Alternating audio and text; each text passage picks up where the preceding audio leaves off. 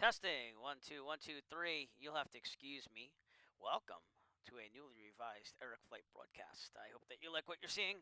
Heavily influenced by another Twitch streamer, which I saw a couple days back. I've also been updating things because we made a affiliate level here on Twitch. So we will be broadcasting exclusively live on Twitch as of now. I used to basically also live stream to YouTube at the same time, but Twitch does not allow that. So we're just going to go with it. If you're here tonight, feel free to chat. We have everything going on. I hope everything goes off without a hitch, but I want to get some background music on and explain a couple things before we actually do our flight tonight.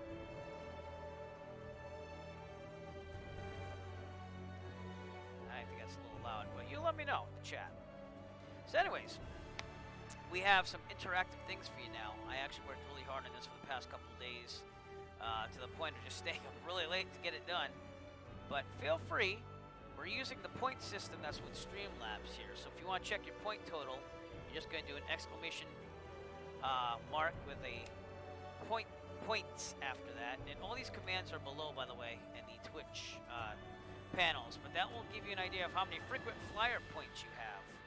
And I tried to tell Streamlabs to give 100 points to everybody, but I don't think it did. So I'm going to try to do that now, if I can. So just bear with me as I try to do this, just to give people a little of everything, and we'll see what happens. But it says, queued 100 loyalty payout. So we'll see if you get 100 or not. Let me know. We will be flying the 172 today, excuse me. And the stream looks like this, so you can see that I can do a lot of things with this new upgraded panel. And yes, those are my real car keys. But we're going to recreate one of my real old flights. I actually flew this in a 152 in real life. But the 152 for me is kind of shaky with the SciTech panel and this and that. And I've had a couple problems with it already. So I'm hoping that this thing will work. Because I've had a couple issues with it already. So let's see if the trim wheel's working and all that stuff. It seems to be working now. All right, good. I was getting all nervous because I got all this stuff up for Twitch. But anyways, feel free to use any of the commands below. If no one's doing anything, or if people aren't joining me right away on the broadcast, we will keep it going, and I'll type in some commands, I guess, just to see how they work here. I've been testing them out. And there's been a couple errors, but not many. So our route is going to be a direct route over the Class Bravo in Boston. This is the exact route I took in the 152 when I flew it for real. And we'll be traveling at 8,500 feet to avoid the Class Bravo. We're only going to be on Microsoft Flight Simulator multiplayer tonight. We're not going to use VATSIM because I had to force some VFR weather. I mean, you could fly it, but it'd be a very low ceiling. So I'm using Rex Weather Force again tonight to keep the weather to crisp winter. That's basically what I said. So that is what we have. And it's a DWP mode, and it's supposed to be a crisp winter. So I can't even go by this. This is using live METAR data, but it's obviously not because it's right here. And I'll double check that. So we have clear skies, and it's right in the morning when I would have left. I left around probably 11. Well, an hour earlier is not that bad. So, all right, without further ado, I'm going to use the steam gauge. I haven't used this one in forever. And I'm going to get the checklist out here. And we'll get going on this. So,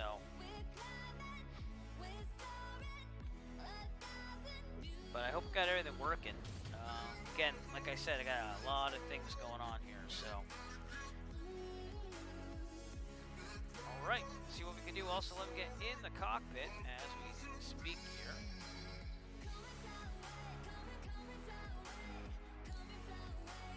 And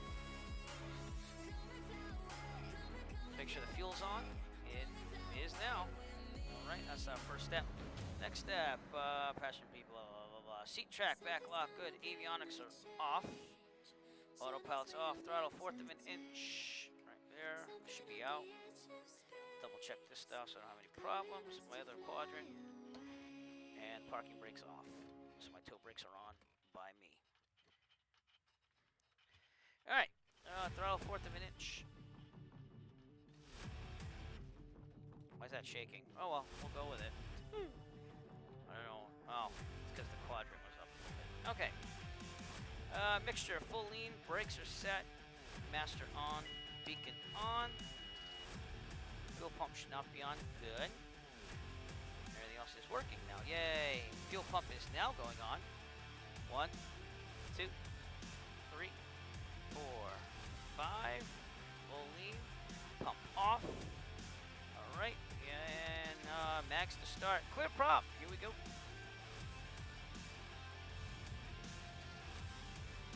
Back to 1,000. This music could be a little loud. I'm thinking. Let's turn it down just a little bit. Alright. Purring like a kitten. So, let's keep it going. Oil pressure is in the, it would be in the green. Let's put it that way. Again, that's always a problem to gauge on this when you first start it. Light says requirements is required to put the landing, taxi lights on, nav lights on, and everything else. So,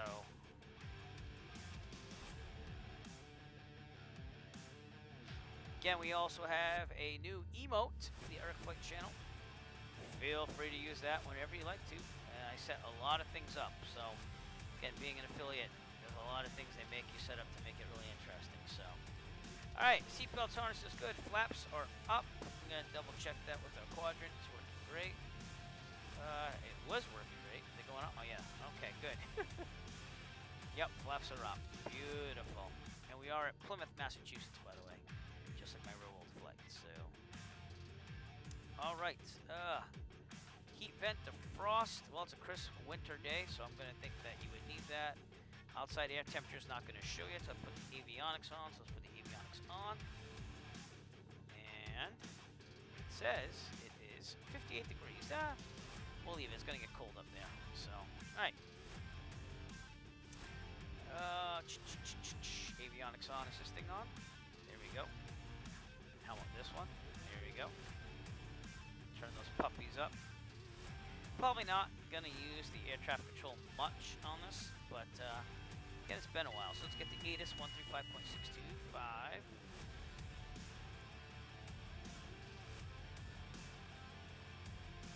Kilo Papa Yankee Mike automated weather observation 1400 Zulu. Wind 096 at 17. Alright, so we're taking runway 6, which is Sky fine. condition clear. Temperature minus 18 C dew point. 13 C altimeter 2974. 2974. And that might not show correctly at first until Rex Weather Force inputs that stuff in there. So. Alright, we're going to runway 6. Altimeter set. Transponder is going on now. Beautiful. Alright, we're going to fly this bird by hand. ADS-B's on with the nav. That's what we're pretending. Testing the radio. Again, we're not using VATSIM tonight, again, because I had to force VFR weather and I didn't want to bother putting that in my remarks and doing all that stuff. So, alright. With that, we're going to taxi to runway 6, do a run up down there, and then depart for Keene, New Hampshire. Clear on the right, clear on the left, and here we go, straight forward. And beautiful. Alright, we're going to our left here. Pretend the ground crew is not there. Oh my god, I ran him over! Oh, wait. What's going on with that? Well, my rudder pedals have been a little weird lately. I don't know what that's all about, but we'll try to work with them. So, one of the commands that we could do for that ground crew guy is this. Red alert. All hands stand to battle stations. We're flying out, baby. Yeah. Okay, we also have a couple of other special interactive things, but I tried to make it more interactive for everybody. Whether you like it or not, you don't have to use it if you don't want to. If you'd like to, all the commands again are below on the panels. I don't want them done like every single second though, obviously, because that would be a lot going on. And I will turn them off at certain times if I have to, so. But I worked very hard on those, so do feel free to use them though. So. That ground crew needed a red alert right there.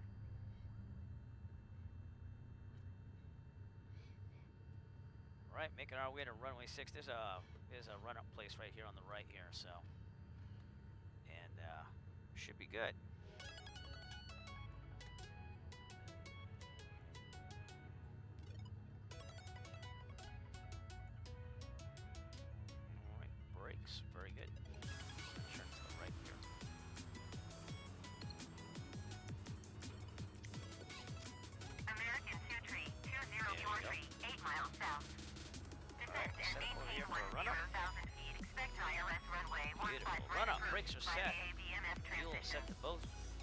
trim set to take off. Flight controls. Free and correct, and you would check outside to make sure they're moving. Looks good. Alright, annunciator lights, we'll test them right here. Descend and maintain 10,000 Beautiful. feet. Expect ILS runway Instruments, 15 turn right pointers approach. in the middle, no ADMS flag. transition clear to Heading ADMS should be American about there. 2320. You see that the altimeter kicked in with the pressure setting. It, for some reason, does that in Rex Weather Force. You gotta wait till you start taxiing. Rotor speed looks good, altimeter looks good, horizon looks good, airspeed looks good. Mixture, best power, pretty good. Primer's in and locked. There is no primer on this because it's fuel injected. So I said that out of my memory, not on the checklist. 1800 RPM, so it's been a while. So, and I flew the 152 the other night, so that has a carb. All right, let's go check the right mag. Good, back to both. Left mag. Back to both. Very good. Carb heat on. There's no carb heat. I gotta keep remembering that. It's been a while. Like I said, vacuum looks good. If I just look at the checklist, I will set ampere volts. This should be charging slightly, which it never does in this model. Oh, excuse me. The vacuum looks good. Oil pressure, oil temperatures in the green. We're gonna idle. Should go down to 575 to 625 on the RPMs. Of course, this doesn't model it totally correct, but it does go down enough to say, hey, you know, I feel good about that. Back to 1,000. All right. If there's a problem on the takeoff roll, mechanical emergency or otherwise, I did fuel this thing, right? Yeah, I did. If there's a problem on the takeoff roll, mechanical emergency or otherwise, and there's enough available runway ahead of us, we'll abort takeoff and land directly on the runway. If we're under 850 feet, there's a problem, mechanical emergency or otherwise, we'll land directly, have no more than 30-degree turns. Best glide speed is 68. If we're above 850 feet, there's a problem, mechanical emergency or otherwise, we'll take a turn to the right and land downwind on the taxiway, the grass runway, whatever's available to us. Best glide speed again is 68. We rotate at 55. We climb at 74. And with that, let's do just another introduction to the commands, the interactive commands I have here. Ladies and gentlemen, please take your seat and fasten your seatbelt. And also make sure your seat back and folding trays are in their full upright position. We will be departing shortly. There you go. That is Gail, by the way. That was Gail, everybody. Named after the robotic voice that I used online to make that whole message there. But just another thing that people can use on the Eric Flight channel now to prep for takeoff. With that, we'll turn the strobes on, and we're good to go for runway 6. The next command that I will introduce for interactiveness is the takeoff command, but we're going to wait till I get on to the runway. So I'm also going to demonstrate the appropriate times to do these, because they do have timeouts and cooldowns on them, but no one on downwind, no one on base, no one on final, no one on crosswind. Okay, we're going to do, even though I'm not on that sim, I'm still going to say what I would have said, so here we go. Plymouth traffic, Cessna 9 Echo Foxtrot. Taking off runway 6, departure to the northwest, Plymouth. And with that, we're good, so we'll go on the runway. Hey Nick, how's it going? Nice to see you. Testing a lot of things tonight. I worked on this stream like 3 days consistently between working and doing all that, but thank you for coming out tonight. Taking runway 6 and trying to show off these interactive commands that I programmed into my channel. I've done a lot of work since I got affiliate. So if you enter in this command, which would cost points on your end, this is my takeoff sound as we take off. Turn into the wind, wind up, test your equipment, and take off! With that, we rotate at 55, 574.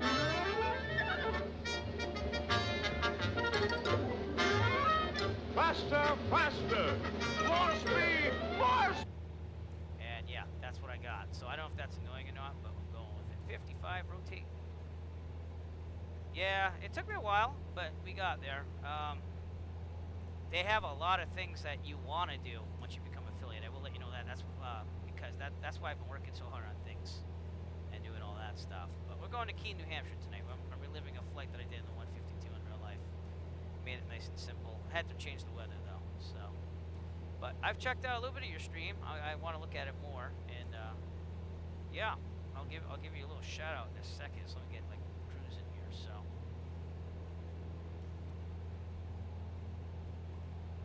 pretty good. It's the first time I'm using Twitch exclusively too, so I'm kind of a little paranoid about everything. But it is what it is. So, yeah.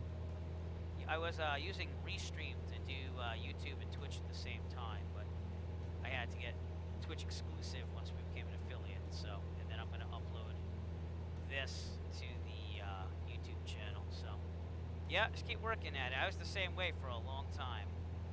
All right, we're about pattern altitude. Looking to the left, we're clear. Taking my standard 45 degrees out here, and I do have my electronic flight bag working on my tablet, which is what we're using. So I didn't do a flight log or anything. Just didn't feel like it. I had a lot of work on this. So, but yeah, if you, I got a lot of good ideas from other Twitch people just the other night. Dane Flats is amazing. I watched his Twitch, and it was just an amazing show. The man has it down. So bearing's about 325. So we should be good. Clear on the left still. But I kind of borrowed off him because I made this. This is a new thing for the Air Flight channel. And that would be this view. So that way you can kind of see where I'm going. And that's the Samsung Tab S3 I use in real life for flying. And I kind of did photoshopping and made it so that you could watch the stream and see the route and anything else I want you to do at the same time. For example, I got the SimAir.io app, which is tracking me right now. I have to use this for the Cannonball Run, which I'm going to do on December 26th. So I've been using it here and there and trying to get things going, but it is what it is. A lot more people are using it. So we'll check in with that as we go.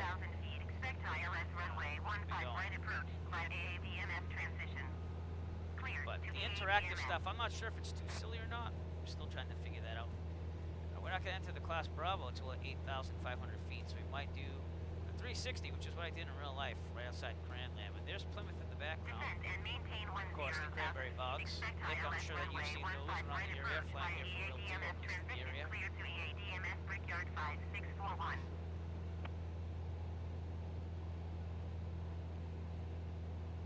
But yeah, there's a lot of stuff. The emojis, all that stuff that you got to set up. So you only get one emoji when you become an affiliate at first. You have to get subscribers to get more, but that's mine right there.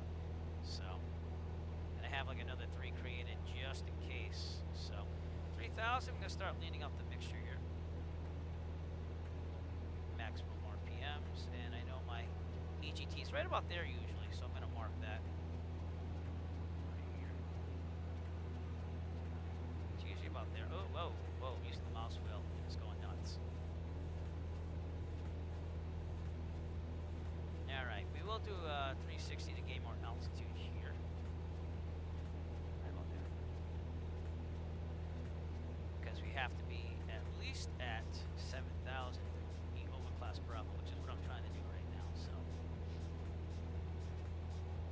I'm also getting used to this Twitch dashboard, the stream manager, if you will. So something I never really used because I was using Stream before. So I don't know. I got Streamlabs OBS on my left, that on my right. 127.2 web thing before it. So you know what? Watch both of us. Just go back and forth. Or I actually host him when he's on. So, but that's the beauty of Twitch. You get to move all around. So. Alright, we're going to take a left 360 here. We're clear on the left. So let's start our turn here. And keep it climbing here. And just keeping an eye out for any traffic. I'm sure we're going to be pretty good though. So is everything sounding good? Like music-wise, background music's not too loud. The microphone can be heard. And there are free chat commands on the command sheet down below for that to have people remind me, because the last stream I did, I didn't turn up the audio enough on the flight simulator, and that stunk because you couldn't really hear the simulator at all. So we're doing doing a 360 to gain some altitude here. Boston Center KLM 618 is at 12,400 feet, descending 10,000 feet.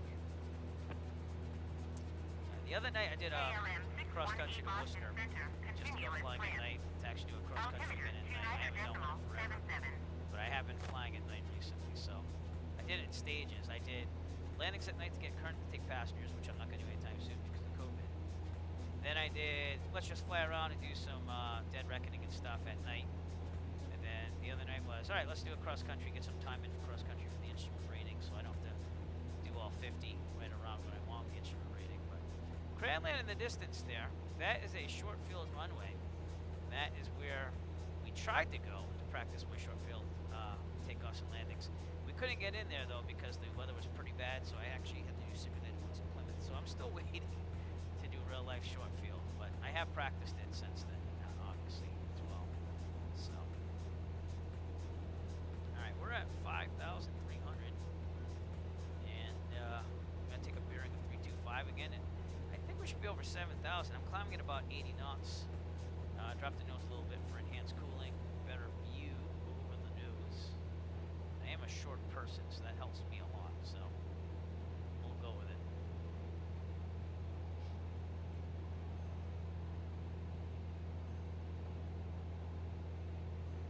Alright, we're going to be back on course and hopefully getting above 7,000. So, yeah, I don't know if you have points or not, Nick. If you want to check that out, and if not, I'll try to give you some points so you can help me test some of these commands. Let me know. Let me know if you want to do that. If you don't, that's okay too. Alright, we're right outside Cranland, and we will be heading to Keene directly right now. 128.75 KLM 618.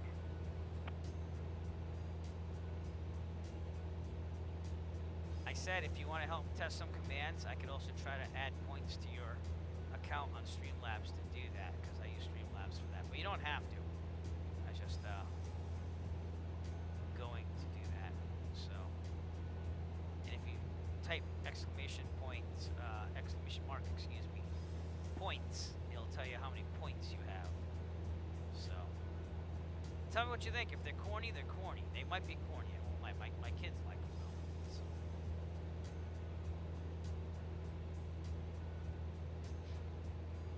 Trying to see if I can find you on the list. So,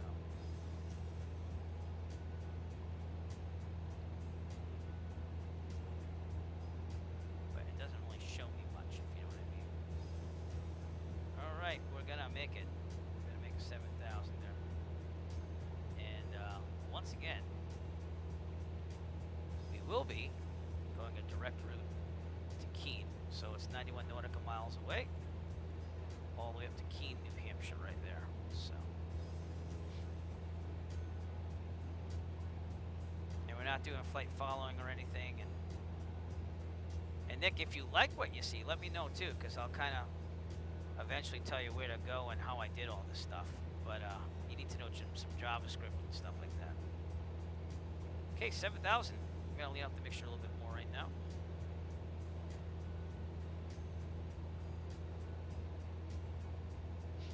I've been once, and I liked it because it was getting more into the mountains, which I really don't get enough of right now. So, yeah, I liked it. Air Portugal 262, contact Boston Center on 12. There were some warbirds out there when I was there. They were refueling, so that was cool. But, again, COVID makes it so that you can't really do much, you know? 128.75 for Air Portugal 262. All right, over 7,000, we're going to go for Bravo and have no problems at all. No flight following, no nothing. I'm just gonna go for it. So, and biggest thing I got used to is going between the scenes like that. So, but we shall. Number one, make it so. Make it so. I hope that was enjoyable. I'm trying a bunch of things. So, going to 8,500 here.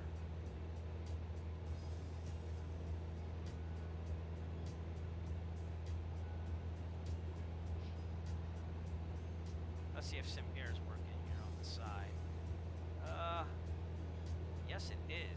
good. So let me show you this for a second here. And I'll stop switching back and forth. Again, I'm testing things out as we do this flight tonight.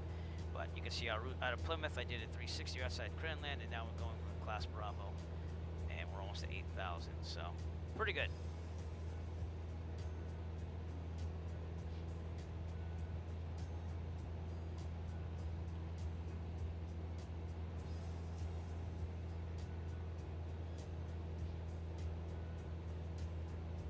So what I'm really wondering too is if my audience from my YouTube channel got the message, because I left a couple messages there, but I used to get not as many viewers from YouTube, but I have had the YouTube channel for a while, so we'll see. I mean, like I said, I'll send an archive version of this to YouTube. I have to wait 24 hours. That's what the agreement is with Twitch. 24 hours before I can post this live stream anywhere else. So.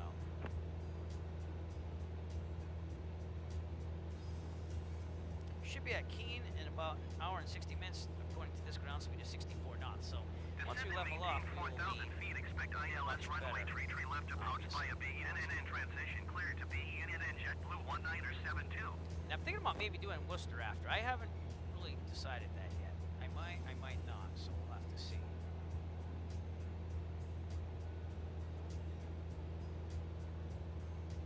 $8,500, we're going to level off over here.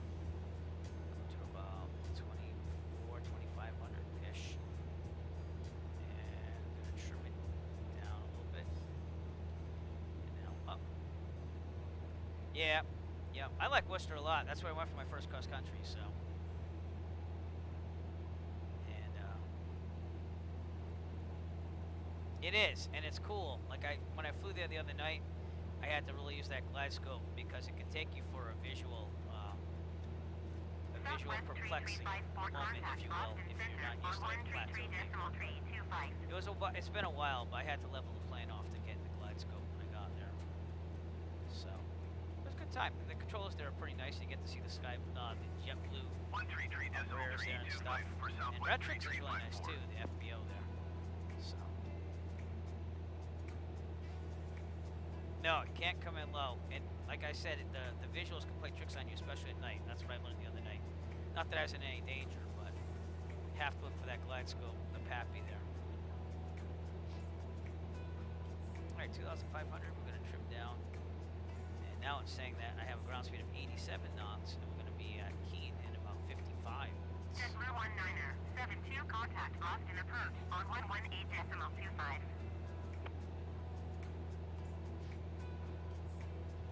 But yeah, good times. I really liked my flight the other day. Oh, Martha's Vineyard is one of my favorites. Yeah. Did you do anything there when you were there? Like, the restaurant was good before COVID, I can tell you that. So, you think so? No, I haven't really been there at night, so. But I took the e-bike there, and I loved getting off the plane with the e-bike and went all over the island, so that was a good time.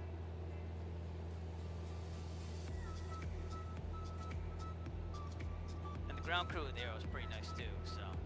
But I guess I'll have to try it at night sometime. I've been trying to get my night flying up more because, you know, you don't have as much as the private pilot, obviously, so. Oh, great. It's always a challenge, right?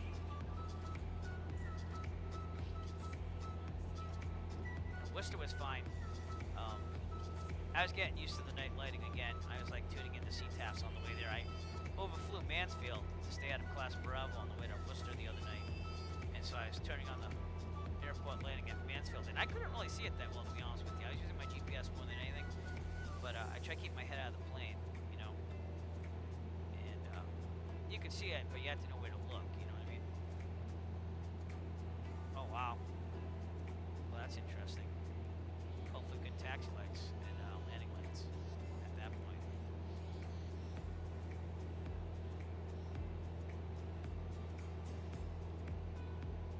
Oh yeah, is it controlled by you?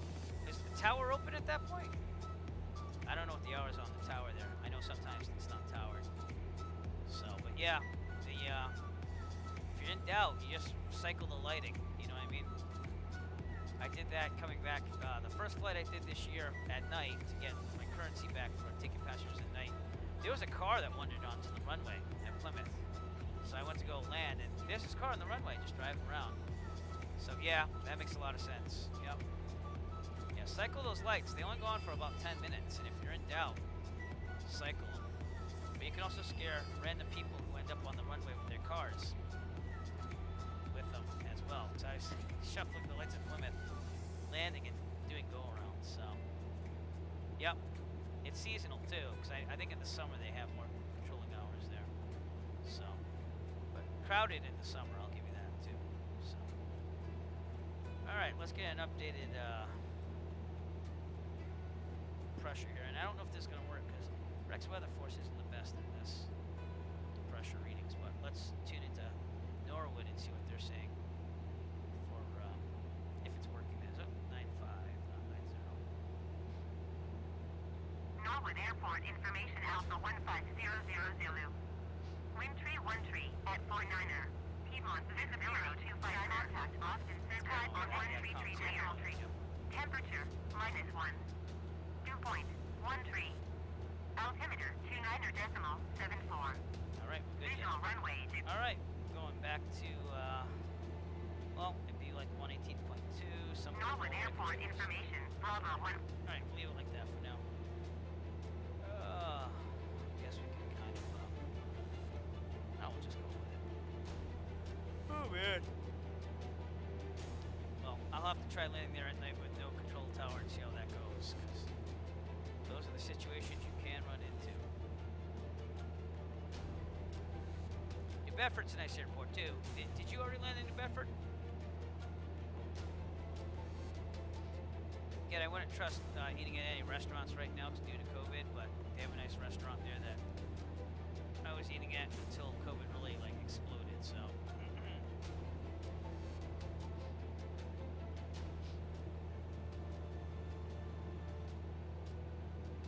Yeah, that was the big Class D for me on my training, and it's pretty nice. Martha's Vineyard's another one though. Yep. Danielson's cool if you want to check out like gliders and stuff. That was a cool airport to go into. But that's right. I remember that now. Yep. So how's instrument rating training going? And how close are you to being done with that?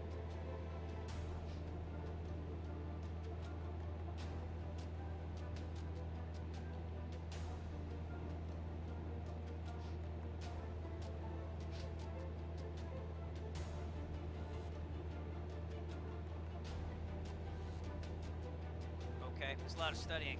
I have to start looking just at the books. But hopefully if COVID dies down, I already told my instructor, I was like, I probably want to start it this summer. So, and I'm at 38 hours cross country time. So, well, it takes practice like anything else, you know? Yeah. Remember, we're blessed to just do something that most people don't do already, right?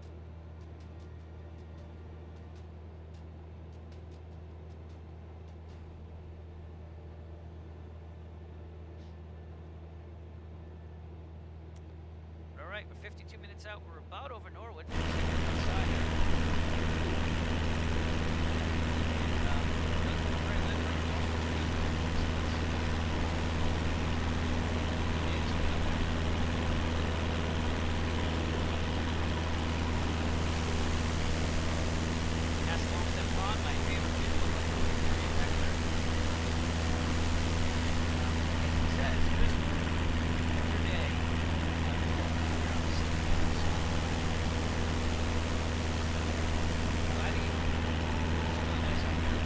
Like flying above Class Bravo in Boston. I've done it twice, and I love taking pictures and everything. And I took a friend with me. We went to Nashua, New Hampshire, which is another nice airport too. But again, COVID, well, I couldn't do much of anything. So it's been a game changer, and I was able to do a couple flights as a private pilot before COVID really hit. And that was fun because you can go get some breakfast, have a reason to go, explore things. So, but Martha's Vineyard during the day was my favorite one because I was able to do something, take the bike around. Things, even though I wore a mask like the whole time, you know, it was fun to get out and do things. So I'm hoping. I mean, I'm a teacher in math, so I'm gonna be hopefully getting the COVID vaccine February through April, I think they said, for teachers. And then I'll start going in for teaching in school again instead of being remote. So, look at those satellite imagery there. And that indeed is that Brock? No, Brock is behind me. So that's gotta be Norwood then, or at least part of it. And the airport's in the middle of it. So I haven't landed at Norwood yet. So. Oh yeah, you don't want to do that, you know. If you're on approach, usually they'll warn you, you know. Just with the flight following and stuff. But again, sometimes they lose track of you. Like, I was cleared to take off from runway 29er at Worcester the other day, and they said I was cleared for a left downwind departure, and I was turning crosswind. He's like, "Oh yeah, I lost you. Can you tell me where you are?" So you know, yeah. Bust that Bravo. And what was nerve-wracking for me is the first time I went above Class Bravo. I've never been through Class Bravo because I figure it's not worth going through unless you really need to give them extra work to do. But on the way to Nashua, the Boston approach was like, "Oh yeah, do you wanna descend through the Bravo?" And even then, I was like, "No, I'm good. I'm gonna get outside." And, you know, but I would do it again. I'd go through the Bravo and descend for Nashua if I do it again. So, and I probably will, you know. But I'm just looking at all the places I've been, and I'm trying to plan for, hey, where do I want to go next? I would love to go to Hartford, either Bradley, which probably costs a little ching-ching, because of the FBO there and stuff, and being Class C. So, yeah. That can happen. What was that? The 3,000-foot shelf, you mean, right? That's what I'm looking at least. I got a section. But yeah, if you're not careful, you never know. You're using GPS on all those IFR flights?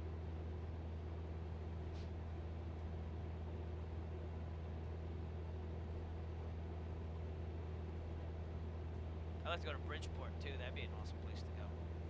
So, in New Haven.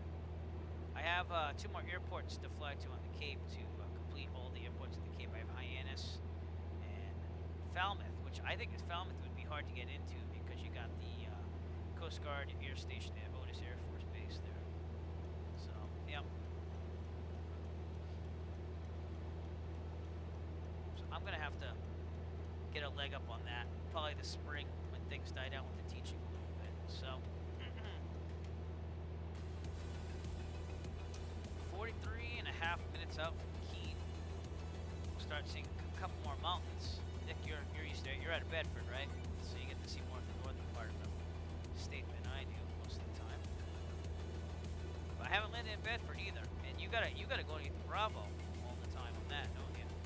That makes sense too. So, but I've seen Bedford obviously when I'll go through the Bravo. So.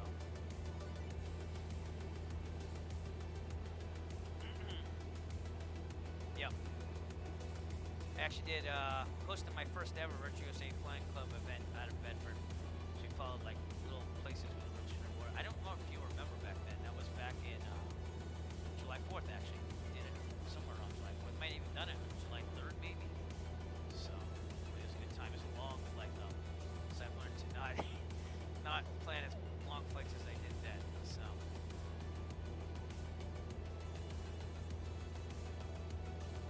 Alright, let's check out simgear.io again. Excuse me, Nick, if I try a bunch of things out today.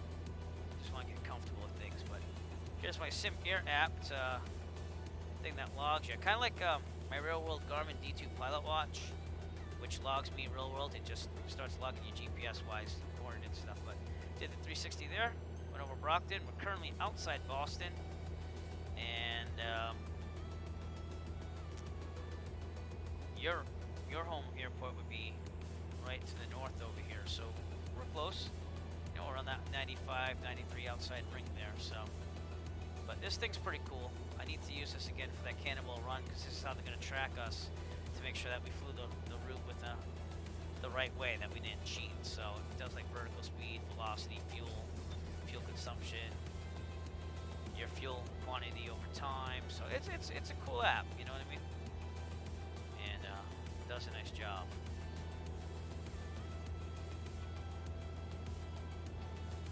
But yeah, someday, my friend, we'll meet up in the area and go for a flight. You know, I have to do that in less COVID times. So, but someday.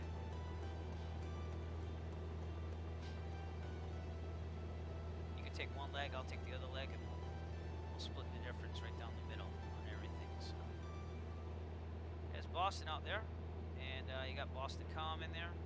My old alma mater would probably be somewhere around here. Happy birthday, College of Music there, Charles. Just take a look outside. It's funny because I'll say one thing in a second. One thing today, shut up. Love seeing Boston. Always like seeing Boston.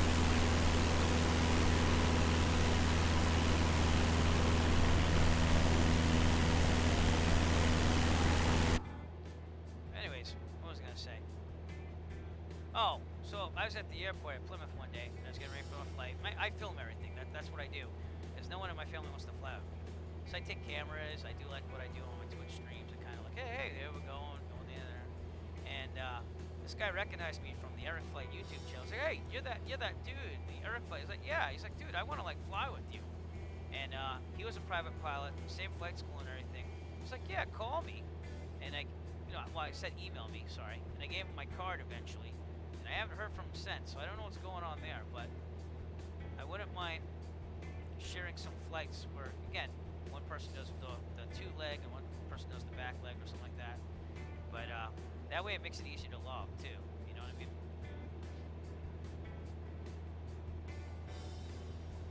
And then it's just splitting the cost 50-50, you know, and that way you can actually go to longer places too. That would be cool. Like, I've always wanted to go to Ticonderoga, or Bravo 6 I think it is. Or what I did the last time I streamed, which was go to the Woodstock Festival site. That would be cool, you know. So even though you're only doing one way, if you will, so that way it's easier to log the hours, you can go longer distances and visit places. So, but Mike Sinante over there, was it Kilo Sierra Whiskey Foxtrot? I'm making my way out there. I made my way to Chester, Connecticut. If you want a challenging landing, by the way, go to Chester, Connecticut. Because there's nothing but trees all around the airport. I had a heck of a crosswind. So, that's cool too. Yeah, I'd do something like that. You know what I mean? Yep. When I did my Around the USA flights in the simulator, we landed in Lake Placid. But that'd be cool. Ground speed of 84 knots. 41 and a half minutes out from Keene. We're currently over almost Framingham, which is what one of my visual checkpoints was. This flight for real. So that'd be this city over here.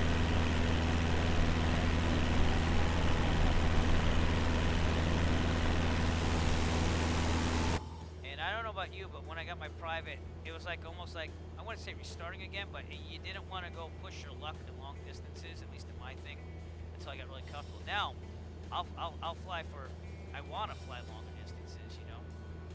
And I've learned to book the plane out in 5-hour slots, even if you're only going to fly for 2 hours, just to have time to do everything, you know? So, but that was the other thing too, because when I first was doing it, I was like, oh, I'll book it for like 3 hours. Like, so cautious about cost. And I actually ended up with a surplus of money because I was so cautious. And I never get the time to actually do things at the destinations when we didn't have COVID. So now I just book like a 5-hour slot and say, okay, cool, let's do this. The other night, I only booked a 3-hour slot, but that's only because I was going to Worcester and back, and I was thinking about Hyannis, but I didn't have enough time. I landed right at Plymouth at 7. There was no one else renting the plane after me, so I really wasn't in a rush. So, we got some clouds above us. We're still good.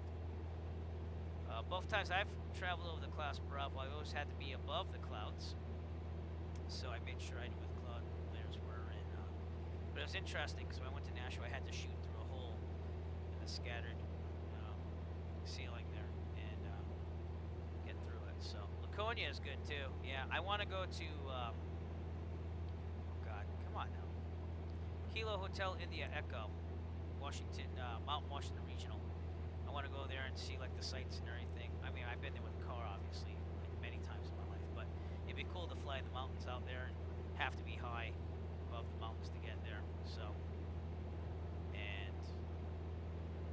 my experience from flying, at least to Keene and Nashua, is that it does get a lot windier around those mountains.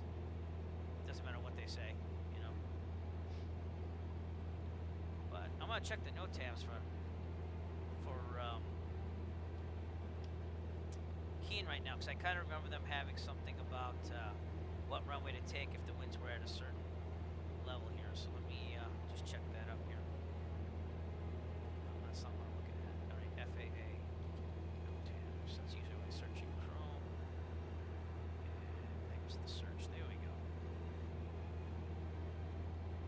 That's funny too, because the other night when I was flying to Plymouth, we had taxi work being done, thanks to the FAA saying that it wasn't compliant with the amount of distance between the runway and the taxiway. So runway 3315 was closed for a while, and last night, wasn't last night, 2 nights ago, the winds were favoring 3-3, but I checked the note tabs and they opened everything up again. So I said, oh, I'm taking off 3-3, and no one's around. You know, it's night, it's like 5 o'clock, but no one's really there around. So I'm like, okay, I got the lights on and everything. Yeah, so on my way back from Worcester, though, I'm like calling out because again the winds are still favoring 3-3. Like they were from 310. They're like, oh no, it's closed. You got to use 24. I'm like, maybe it's closed. I actually departed from 3-3. I didn't say that because I didn't want to sound like an idiot. But I was like, okay. He's like, oh, 24 is active. So I just did a crosswind landing. I chalked up to practicing that, and everything went great. So, but 3-3 is open, by the way. All right, Nashua. Let's see what it says. Procedure. Here it is. Here's that procedure. ILS or localized mixed up. No, that's the ILS. Yeah, no. There's something about it. I just gotta find it. Maybe it's not in the note tabs. Maybe it's at the website. I don't know. Let me check airnav.com. I read it somewhere. I think it was the website for the airport. But they said they recommend doing this if you're there. I think it was under 8 knots or something. They have the signs at the airport too, so that can't be the airport website. Maybe it is. No, NashuaAirport.com. Alright, 4 pilots. I'm saying Nashua, right? I meant Keene. No wonder why I'm not finding that. Oh my god. I need my brain checked, I swear. Oh my lord. Good, how are we doing, good fixins? Doing great. Trying out a bunch of things. Feel free if you can to use some of those commands down on the bottom there. I programmed a lot of interactive things, however dumb they might be or funny they might be, they're there. And we'll test a couple coming up. So, but first time exclusively as an affiliate on Twitch, so I'm just streaming through Twitch alone. No more YouTube, and I'll be archiving on YouTube as we go. I'm looking for the procedures for Keene. Runway 1432 is closed right now in real life. I think it says 12:18. No, that's tomorrow. Yeah, actually 12:17. Yeah, it is closed right now. And a bunch of taxiways, so they must be working on their taxiways as well. But there's something about Keene I remember. So there you go. Enjoy. Tell me what you think, because I mean they are corny, but they're cool. So they're not as smooth as I thought they would be, unless I'm not seeing that for real. So they were smoother when I ran it, but thank you for unleashing the Eric Flight Squadron.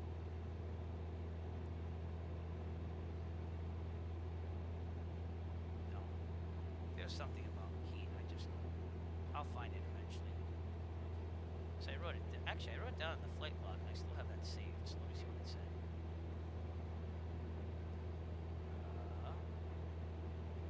Do everything on my tablet, and then I back it up on my phone for when I fly for real. So we're all good. It's just a matter of finding it. KPYM to Keene. And that way, if I want to do the same flight, everything's in there for. Of course, everything. I just have to update the winds and do all the calculations, so it makes it a lot easier. I learned that after doing the private pilot too, that it was easier to have it kind of pre-planned. Let's see what I wrote. Alright, it says nothing. thought there was some type of thing. Oh, I'm looking at Nashua again. Boy, I'm just not with it tonight, I'll tell you. So, that squadron, did that look smooth to you or not? I don't think it did. So. Alright, here we go. Flight log to Keene. Not smooth. Yes, I'm gonna have to look at that. But, I'm using streamelements.com to do that. But kind of has something to post there. Just, wondering why it's not smooth. I don't know. Alright, winds below 8 knots. Use runway 2. That's what they would like you to do. So if the winds are below 8 knots, we will aim for runway 2 at Keene. And I can't remember where I read that. It's got to be the website. And again, the signs are on the field there, saying the same thing too. So. What does it say? Construction text request, no. Alright, so I'm glad I wrote that down. Now I have to find out where I found that. So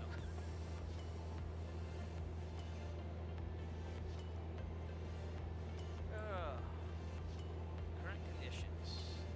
Residence business, no. FBO services. Citizen concerns on low-flying aircraft. I don't know. But I had to fly right over Keene. I did like a teardrop to a 45 to runway 2 when I went there. That way, that's what I remember. So.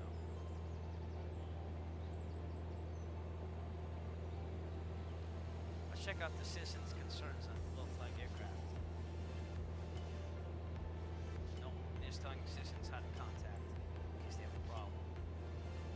Well, I read somewhere, and we'll follow that, because that's what I wrote in my flight log for the real flight.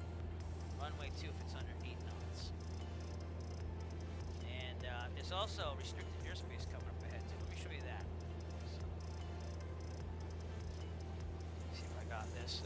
I'll go to Sky Vector here. So I've got this area right here. You're probably used to this, Nick. Right outside Bedford here.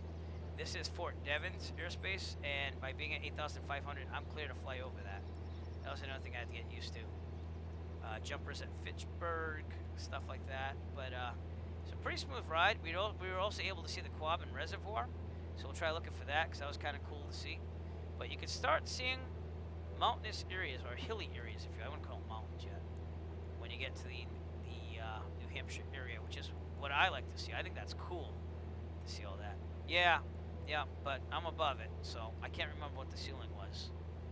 But I remember looking at that in real life too. So again, we don't really have anything like that except for Otis Air Force Base there on the Cape, around where I'm from. So,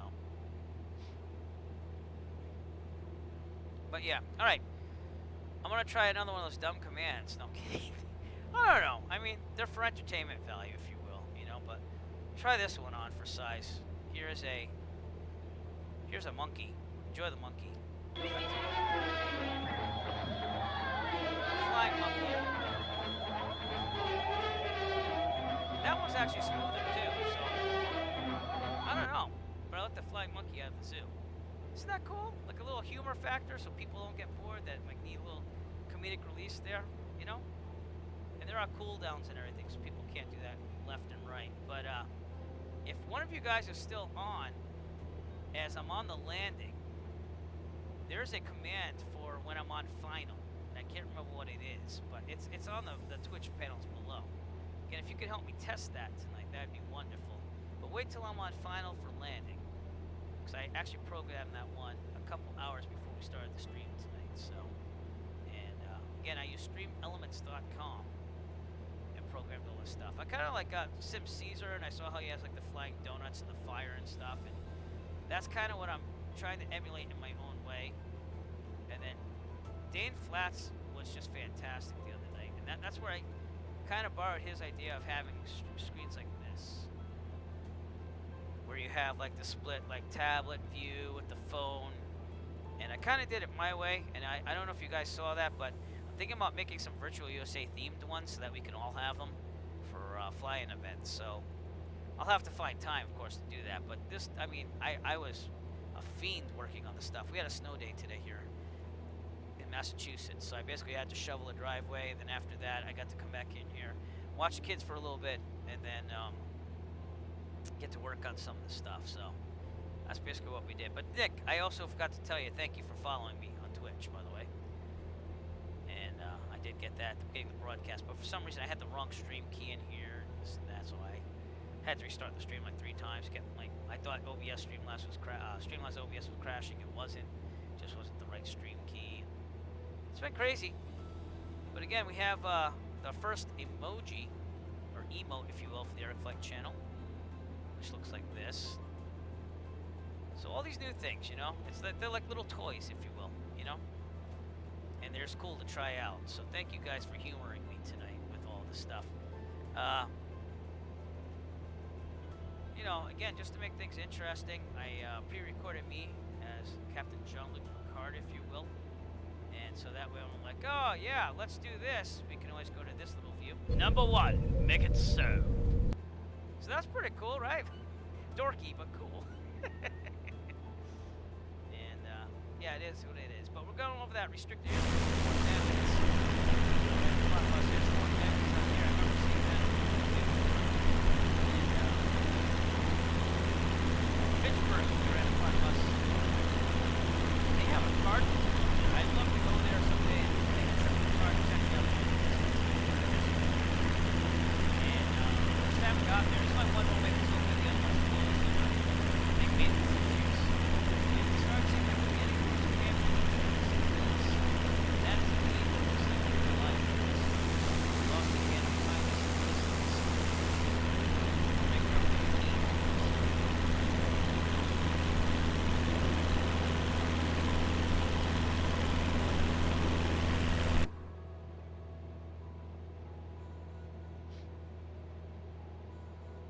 Satellite imagery with this crisp, again, I'm using Rex Weather Force. I'm using one of their DWPs, which I can't remember what that stands for, but it's like direct weather.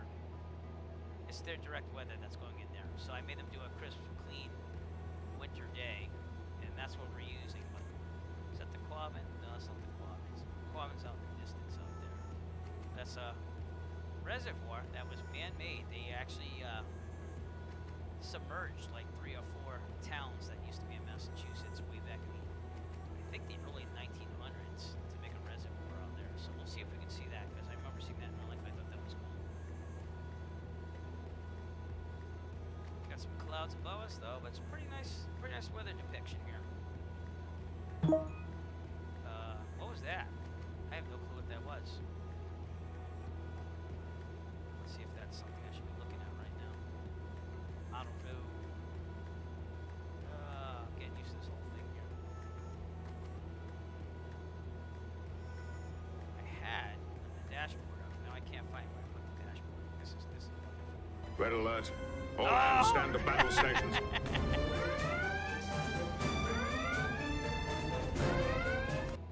So again, those can become very, very intriguing. You know what I mean?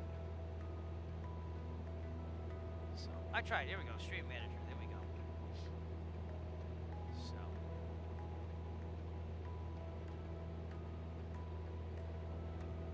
there you go. I just clipped that. So we got a 30-second clip of that red alert right there. Thank you so much. Good fixins. But you know, for those longer flights where you're, especially on the 26th when I do that Cannonball run, I'm going to need a bunch of these just to stay alert there. So that'll be the red alert to keep me awake on the 18 to 22 hours of flying I'll be doing in the 172 SP. I'm going to take the G1000 model though for the simulated vision there. You know what I'm talking about. So that way when I go over the Rockies, I can kind of see what's coming ahead of me, because I'm going to skim those low to try to get some good speed. So like literally do like bush flying with the 172 through the Rockies. That's my strategy at least. You know, where I'm going, I'm not gonna unleash that. But either you guys doing that Cannonball run, trying to win the Thrustmaster TPRs, raise money for a good cause.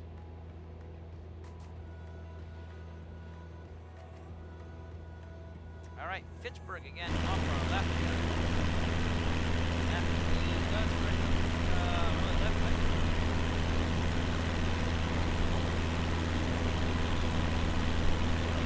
At Keene, we had to watch out for Big Hill on our right there, which makes runway 2 an awesome option. Cause I forget what runway it was. What was it? Oh, it's 32. There's like a, excuse me. There's a hill right outside the direct site for 32 at like 3,200 feet. So I wasn't feeling too good about that. But runway 2, if it's under 8 knots, we'll check that as we get closer. We'll take runway 2. And in real life, when I did 152 again, I flew over Keene, did a teardrop 45 to left downwind for runway 2. And everything was good.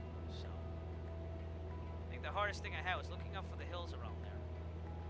And instead of calling it Keene, they were calling it Dillant-Hopkins sometimes, or Keene. So I had to get used to that. So, but it is what it is. Let me get my airport diagram up here. I had my writing on it from the other night in Worcester.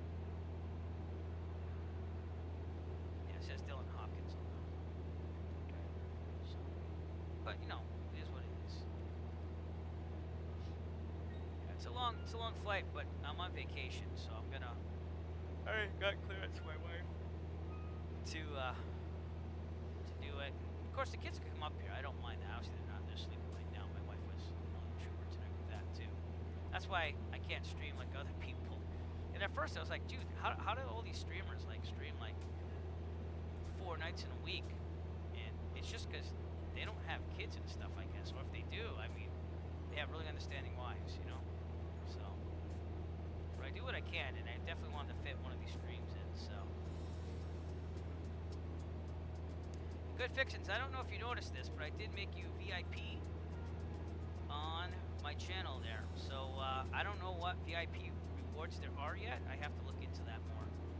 But I did want to make you VIP for coming out to the stream so much, so thank you so much for supporting me, especially in the beginning there, especially when I had my hiccups with audio and stuff, and I'm sure I still will. But remember, there are these commands. If you can't hear me, I have my mic off. I did used to do that a lot. I made this command for microphone to tell me to turn on the microphone, and it's this. I can't hear you! I mean, it's pretty self. If I hear that, I know, uh-oh, my microphone's off. And then finally, if the background music is not loud enough, I have this command too as well. It's supposed to play a song there. I guess that I have to look into that program because it's not working right. Yeah, that's what I'm talking about.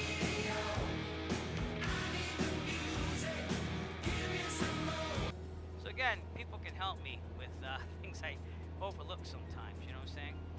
So, but see how it had a cooldown and how it didn't play right away? For some reason, when you hit that mic one, it's like it doesn't really do it right away. So, I don't know. And while we're getting towards Keene, we're only 20 minutes out, by the way. We're 28 nautical miles out. There are a bunch of commands. Let's see which ones we haven't done. We're gonna do which one? That's not it. Stick the landing. You gotta do stick landing when I get on final, because that's pretty cool. Don't do it yet because it has a cooldown period. And oh, if I make a mistake, which might happen, you just type in exclamation mark mistake, and we have a little Tommy boy. What'd you do? Like, I thought that was pretty cool. You know, my kid was laughing at that one.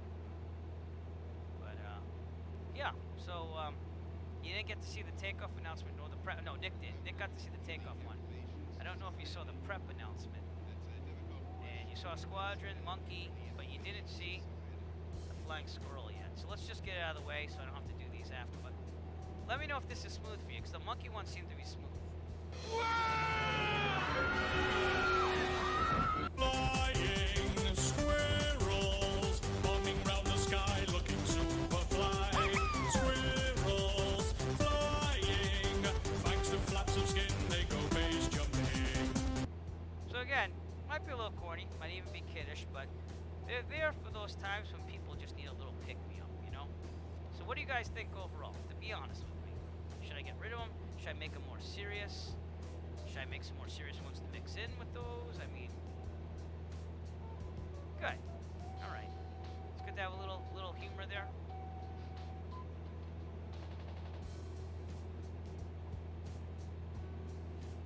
All right.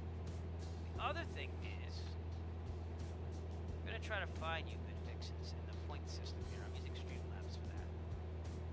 be up there on the thing here. But Nick, you have 145 points according to this. I'm gonna try to bump you up in points. Let me know if this works too. So if I'm gonna add points to all viewers. I've been trying this, it just hasn't done it. So I'm gonna add 100 points. See if it adds it to you.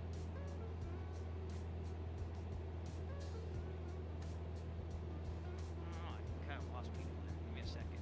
I have to organize my points here. Yeah, see, it only shows 145 for you, Nick, right now. So I don't know if that's working or not, but. And then,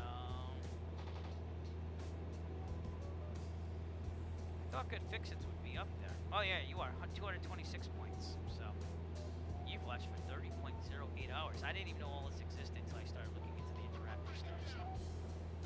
But alright, we're about to cross the border. Again, I think this is the hill out there. Keane's out there. Pretty today. Jaffrey is my back here. And so this is quite a time for one plane. Just with the ground speed being slow way up. So I'm gonna start a descent. I'm gonna go at 2,100. Go into a cruising descent here.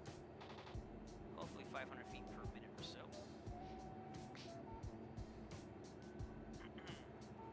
Sure, to make it about 500 to 700 feet per minute. And keep our eye on the prize. I believe that is Keene out there in the distance. So, but Nick, I'm thinking about going to Worcester right out of Keene. We might do a little full stop, pull off the apron where I pulled off in real life, and then taxi back out and go to Worcester on our way back, because that's what I did in real life too. I went around the Class Bravo on the way back, and I overflew Worcester as one of my points. So we could do maybe a landing there like I did the other night. That'd be kind of cool. In fact, I think I got my plan on here still. EFBs are amazing. You can't trust them all the time. Oh, there it is. Yeah, there was a TFR when I originally planned this flight, so that's why I kind of did that. But we'll use that route on the way back, just like I did in real life. And it'll be a little more roundabout, but it'll be cool to see some more sights. So, all right. If it didn't add 100 points to you, then I might just do it manually, which it seems I can do on this thing. So let me update that for Nick. I'm gonna give you 245 points now. Yep, so now you got 245, and I'll give 100 to Good Fix-Its. Thanks for coming out tonight. Now you have 326 total.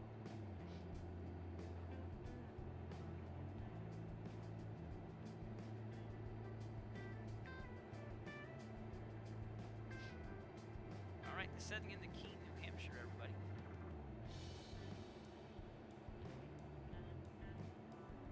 If you missed the prep, by the way, this is what we saw for the prep. I did this right after the run-up, and I know it's more of an airline thing, but I went with it anyways. Just have a general aviation theme to it. Oh, it's still on cooldown. That's right. I left that one long so people couldn't do that one for a while. So we probably won't see it. It's going to be another 4 minutes. We might be in Keene by then. Or maybe not. It says 14 minutes out, so we'll see if I can show you that. Or I might just wait till I depart from Keene. But, again, we have just crossed the border here. So we're right outside Jaffrey, right around here. We go into Keene, and this is that little hill there, the distance, the 3,200 feet there. So we also have to get the weather for Keene. So let's do that. 119.025. We'll see if it's in the simulator, because they're not all in the simulator for some weird reason. Kilo Alpha Foxtrot, November, automated weather observation, 1500 Zulu. Wind, tree 12 at 49er. Visibility. That's not right, by the way. Sky condition, clear. Temperature, Oh, God. -5 C dew point. 1 tree C altimeter, 29er77. Alright, so listen. For some reason, when you use Rex Weather Force, it makes the winds all out of whack. So it said like 312 at 49er. I'm like, what?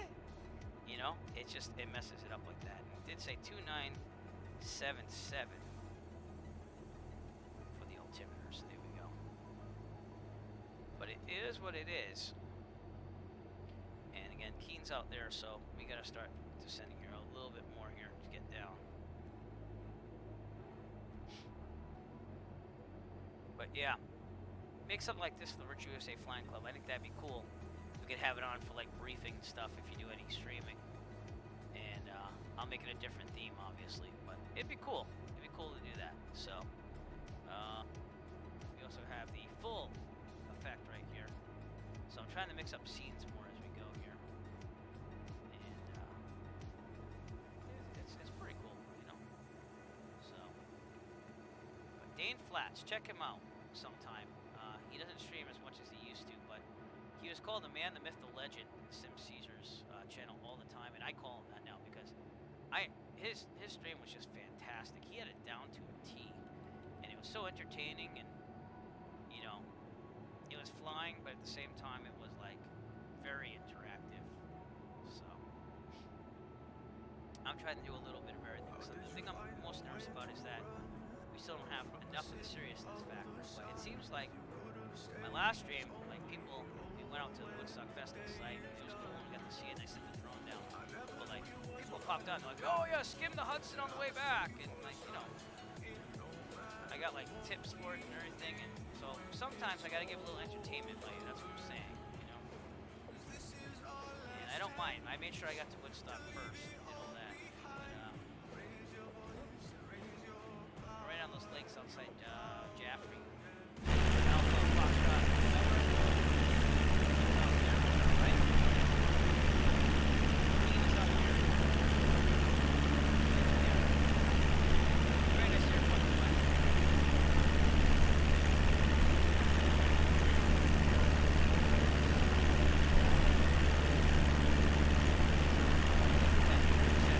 Enter my head again in the stream. But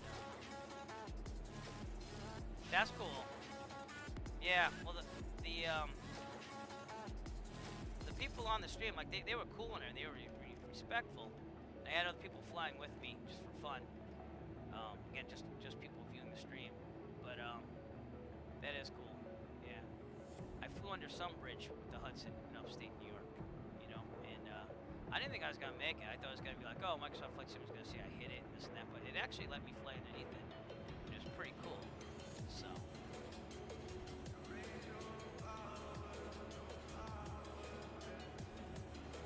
but yeah, if you guys have any suggestions to make the stream fun, more interactive, or something you're looking for, let me know in Discord under suggestions and stuff, because I also want to get the streamers that are on Virtual USA Flying Club some stuff too. Just get that going, you know, kind of thanks for being members of the club, and here, use these if you want to in your streams when we stream events.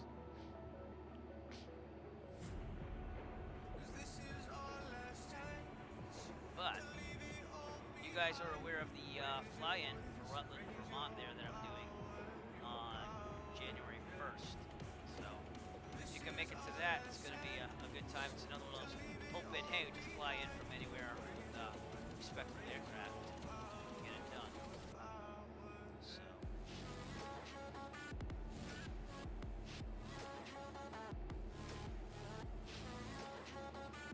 that's my GPS out signal there for a second. There we go. Alright, town of Jaffrey. Right here.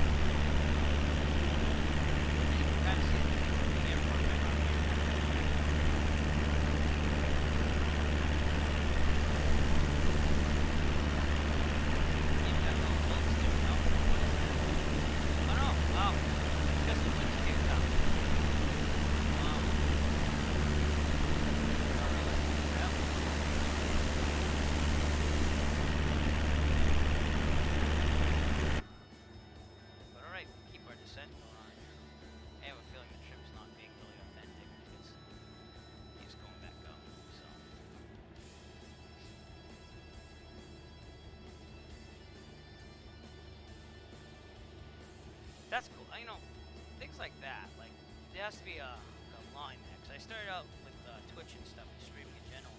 Just, oh, I'm going to be like authentic and this and that. And I do. I want to keep that. But I also want to be entertaining and fun, obviously, at the same time. So.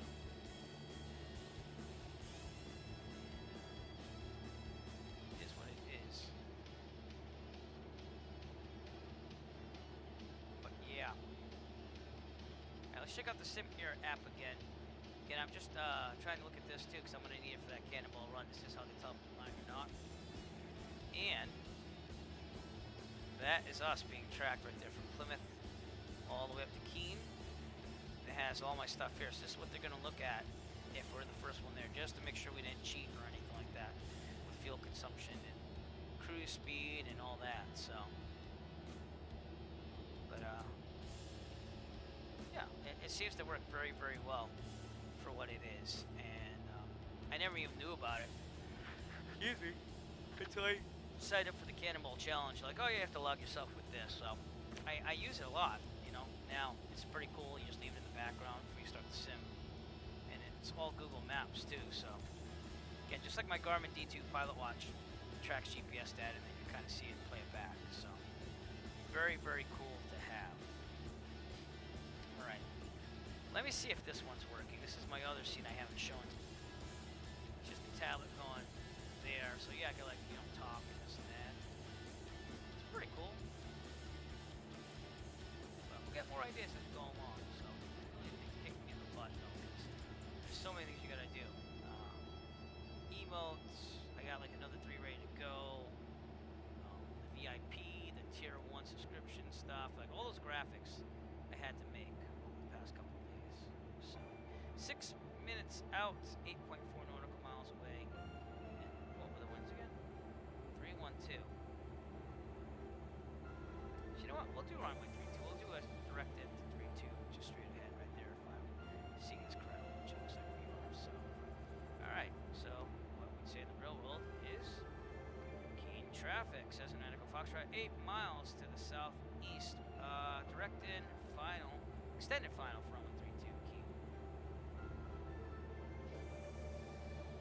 We'll just keep this thing coming down here. Reach the fixture as we go. 4,500. So yeah, it's gonna be just a nice steady descent here. But again, that hill is what you kind of have to look at when you get in here. Look at that, you know.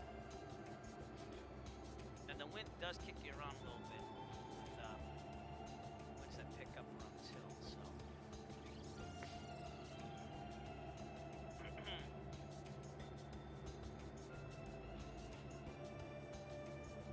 Really nice flight though, the weather and stuff. And this is the shorter runway if I remember right. Yep, so we have to make sure we really hit this. But runway 2 is this one going this way. That's what I kind of did. Over the town, 45, left downwind down there. Then I parked on the right here. I didn't go all the way to the terminal here because it's just going to take a longer time, and I was trying to keep costs down a little bit because with the headwind, I think it cost me a little over $300 something to fly here and back to Plymouth. So that was at the 152. So,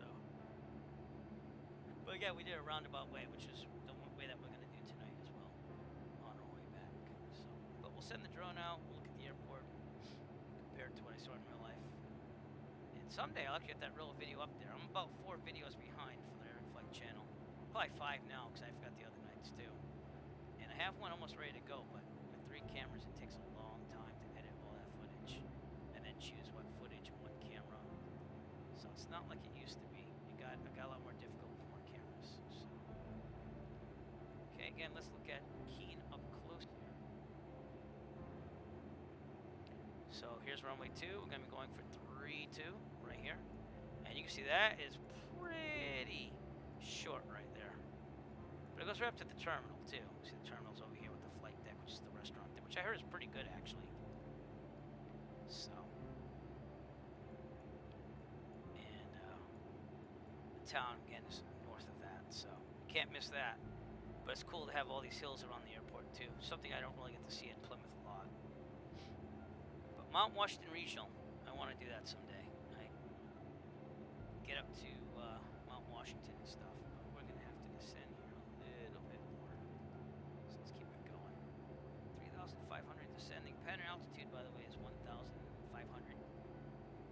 are kind of high, but we're gonna make this. And again, that runway doesn't start right away. It's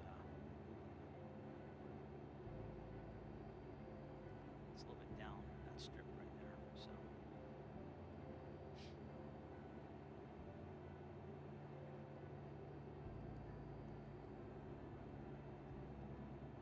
Okay, I'm gonna go full rich right now. Close enough to 3,000.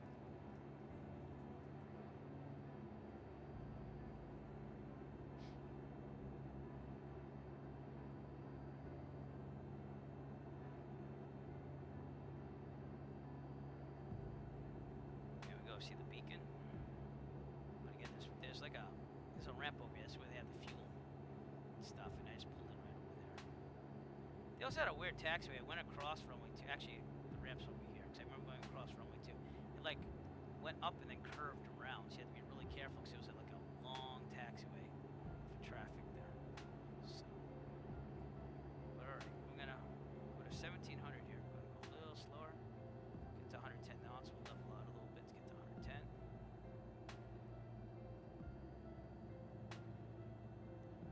Alright, 10 degrees of flaps right about now.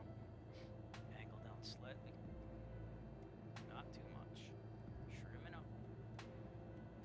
Oh boy.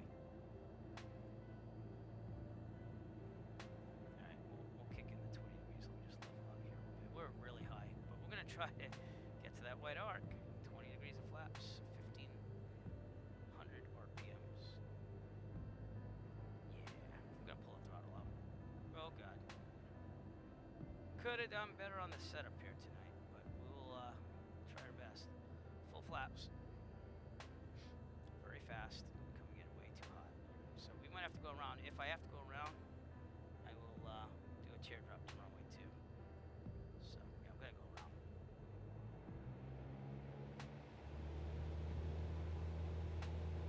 Keene traffic, Cessna Foxtrot, going round. 3-2. Keene. Alright, should be good. Pictures all the way in. There's no car P, which I keep thinking about because I usually fly the carbureted engines. Yeah, what we'll do now is we'll do a cruising descent still. Because we're at 2,500, so we're 1,000 feet above the traffic.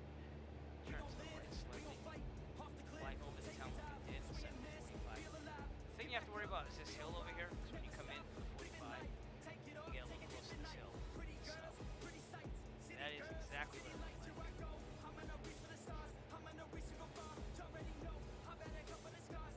Better setup. Would have been better. Come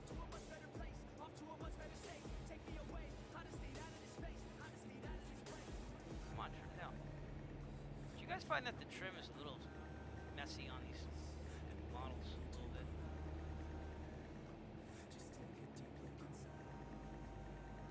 Come on, trim down. Oh.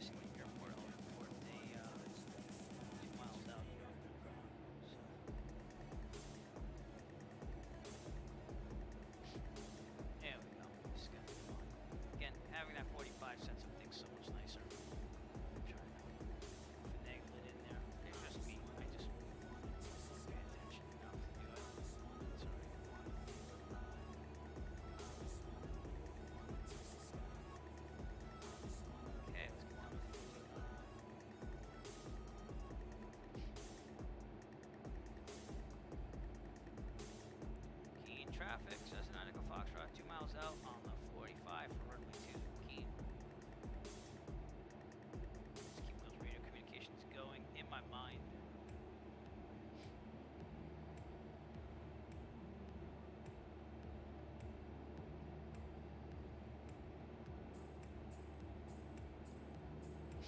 Still a little high, but we'll be okay. We have time. See what I mean about this hill, though? Like, when I landed there in real life, this is the hill I was... Whoa, wow.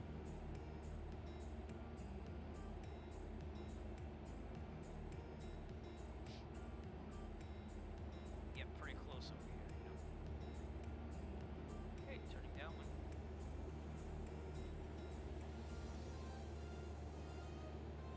RPM's there, getting leveling up here.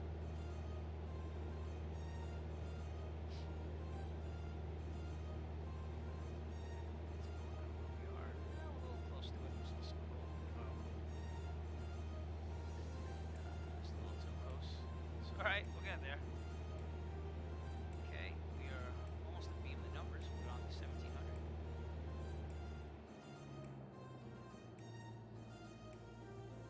Keep it level to get to 110 knots. 10 degrees on flat. There we go. Angle down slightly.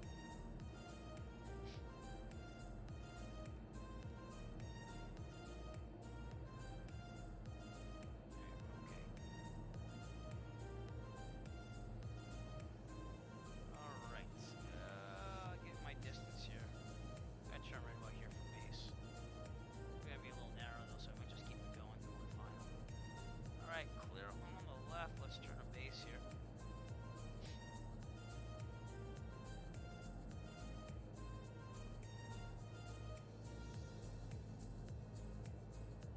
Should be about 80 knots.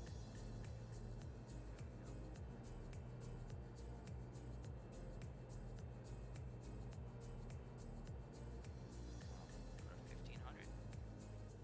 20 degrees of flap, and actually I might get more RPMs in there because I'm slowing down because those winds, which shouldn't be because they should be from the north there, so they should be pushing me a little bit, but they're not. We'll turn final because we know that the peripheral vision stinks on the simulator. There we go. We extended the downwind enough. Should be about 70, 75. Looking pretty good for a simulator setup at least. Yep. Way too fast. Looking good. Alright, so I guess I will show you what I did in real life. I'm landing runway 2 right now. Full flaps. A little fast, I pull the throttle up just for a second. Get down there. And these planes tend to float in the simulator, obviously. So. And the runway's not exactly lined up with the satellite imagery, is it? But we'll go with it. We'll go with the simulator one. Okay, should land about 65, so we put a little throttle in there. And here we go. Throttle's out. And see how it's floating though? Now I'm gonna flare. Come on now. I think I'm on the ground actually now that I think of it. Yep. Okay, we're good. Oh no, we're not. It felt like it was on the ground. Oh, that would have been a little rough landing. Flaps up. Aerodynamic braking. And a little bit of brakes because in real life I turned off over here, so. Alright, let's get clear. Get the checklist out here. Very good. Oh, I forgot to do the command. It's okay. It's alright. Well, this is what it would have been. What's it called? Stick landing. Give me a second here. I think this is the command. Stick the landing. In this challenge, the pilot will do his best to avoid certain death by Sorry, keeping avoid the certain plane death. on That's a good, good right? flight path with a constant angle descent Flaps up, lined up to screw, center off. line. Good I'm one. gonna keep them on. Stick Oh, the no, keep landing 'em on. and I don't think my suck. trim set will take off. And there we go. We'll taxi down to the left here. And I can't remember what that was. It's actually Alpha. That's real life Alpha, by the way. We'll go exactly where I went in real life. That day I flew the 152. But yeah, just those little command things, you know, just to add a little flair, if you will. Be nice. So.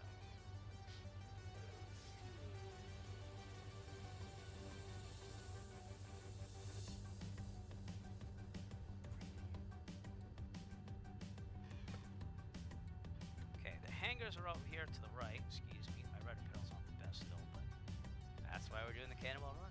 Gonna win those thrustmasters, hopefully. Oh, sweet! Thank you! It's the first time I ever got bits, because that's the first time I could get bits. So thank you so much, Good Fixins. Alright, we're gonna stop here and make sure we're clear. We are. Keene traffic, Cessna Foxtrot crossing runway 32 at Alpha. This would be Alpha. That is true. Yep. So thank you for being the first on that one. Appreciate that very much, sir. And I think you got a 1 there now. What is that? I think it just designates that you're one of the first. Yep, bits leader. So enjoy that. But you see this? This is the weirdest taxi ever. You go on the runway and you kind of do this S curve over here. Oop, because my rudder's doing some weird funky things. But I parked over here, and the terminal's all the way over there with the restaurant. So they don't have dual windsocks either. But yeah, the fuel pump's over here, and there's like a maintenance place over there. So we'll pull into kind of where I was in real life, which is actually kind of where ground is right now. And we'll keep the engine on. You know, see my rudders. There's something weird with the rudders. I gotta check it out. Except I have full right deflection, and then it goes to the left. I have no clue why. So, all right, let's get on this apron here, and then we'll put the parking brake on, but we'll leave the engine on, and then we'll do the real world going back to Plymouth, but it's via Worcester and stuff. And my Bravo 9. All right, parking brakes on. Send drone out. That wasn't the drone. That wasn't the drone. Why is it not moving? I don't know why it's not moving. It's not moving. No! Drone, what happened? Well, that's weird. My drone's not working.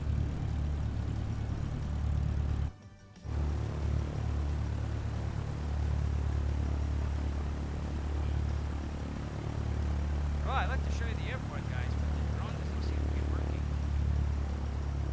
And I can't tell you why. That might be why. Yeah. For some reason, when you hit the C key, it freezes it. So we're good now. I had to think about that for a second. But over here's the terminal. Now, see, they do not have that modeled at all. But they have a restaurant with a patio right here. And I intend to explore that when COVID is not with us anymore. But again, here's that runway 32. It's just pretty short. So we came in there from the south. And I would rather do runway 2 in real life, to be honest with you. Look how much area you have compared to runway 32. You know what I mean? And they seem to have some sewage treatment there. But yeah, if you're down here on the ground, I got out, I took a couple pictures. Maybe I do have those pictures. I can kind of show you. Give me a second. Thinking I do. Might not, or I might. I don't really know yet.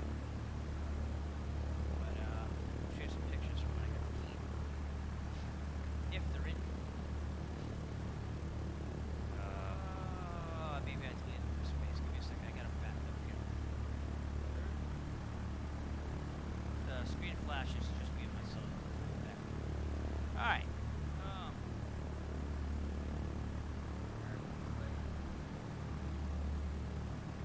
Here we go.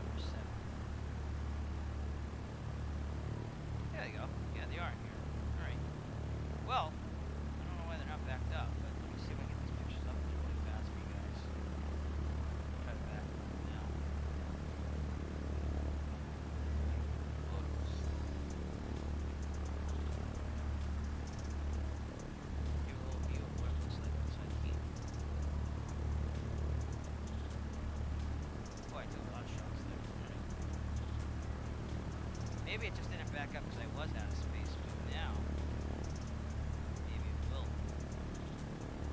Who knows? We'll have to see. I'll leave the phone back it up. Let's look at the drone a little bit here, though. Ooh, slow it down a little bit, might help too.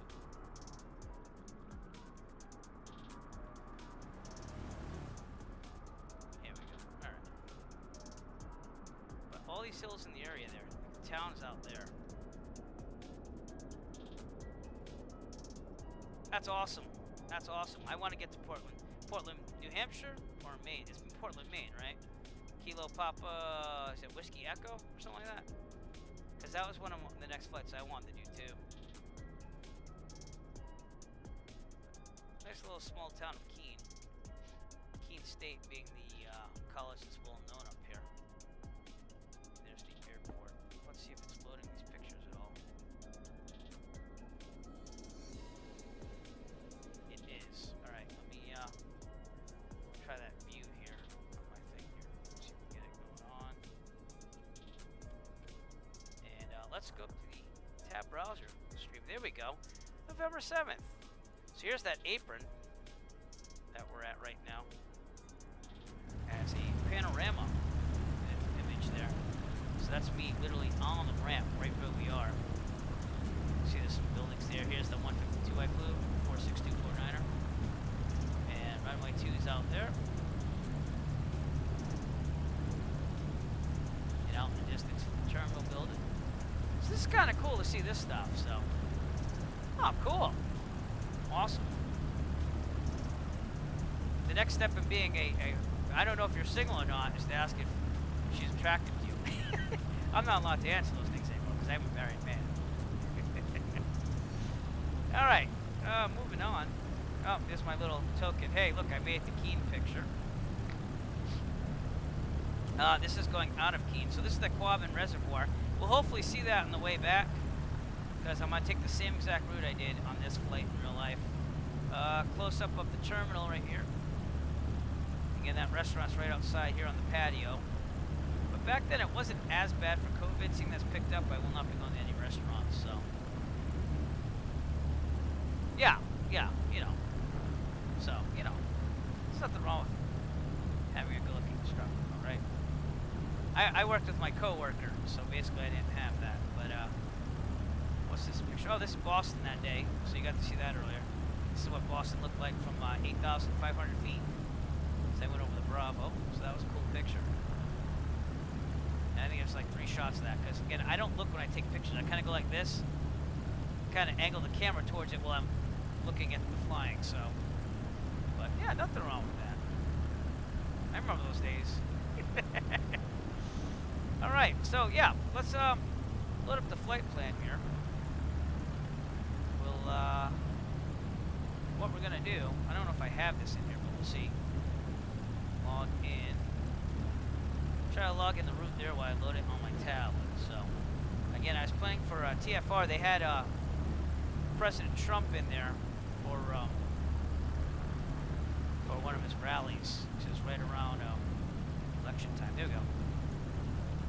And this is the route that I even took that day, even though it was after that. So I took Keene to Gardner and overflew Worcester to 1 Bravo 9er to Plymouth. So we're going to do that same exact route right now.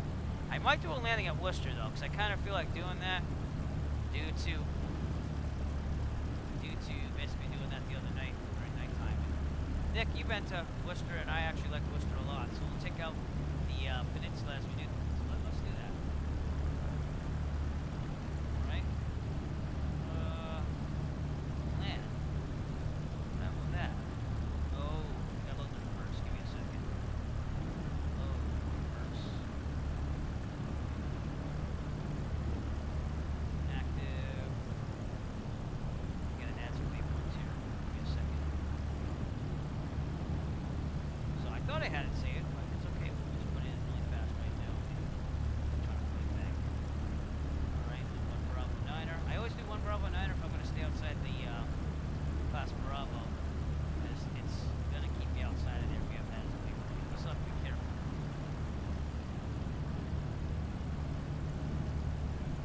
Mansfield.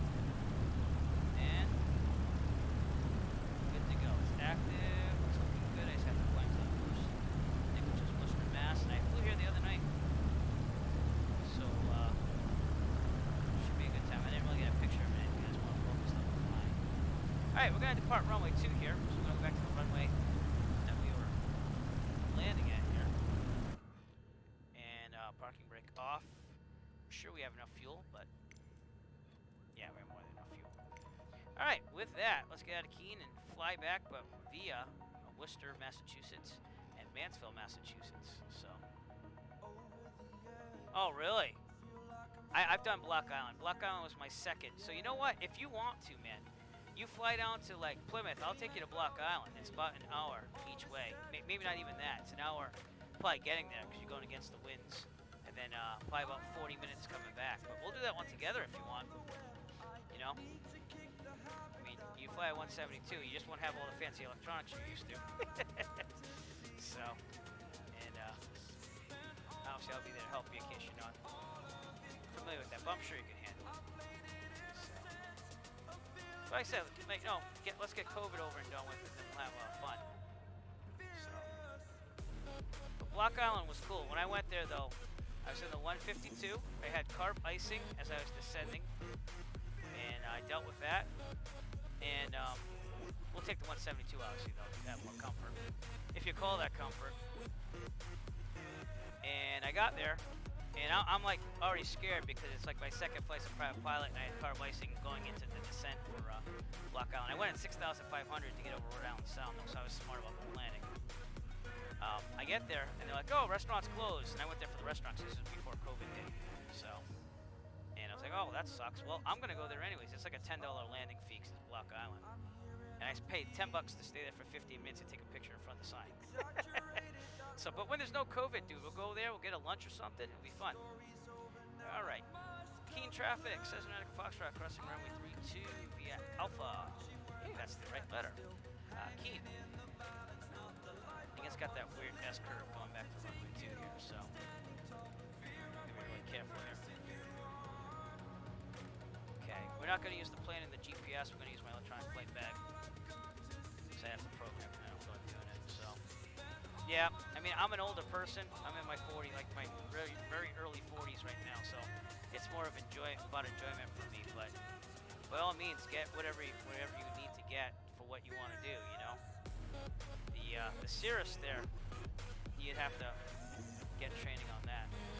So, but like I said, it's kind of a pipe dream for right now. I'd like to get the hours up on the cross country time, and having 38 hours. I'm not that far from the 50 that they require. Then it's the 10 or 15 hours of actual instrument drill training.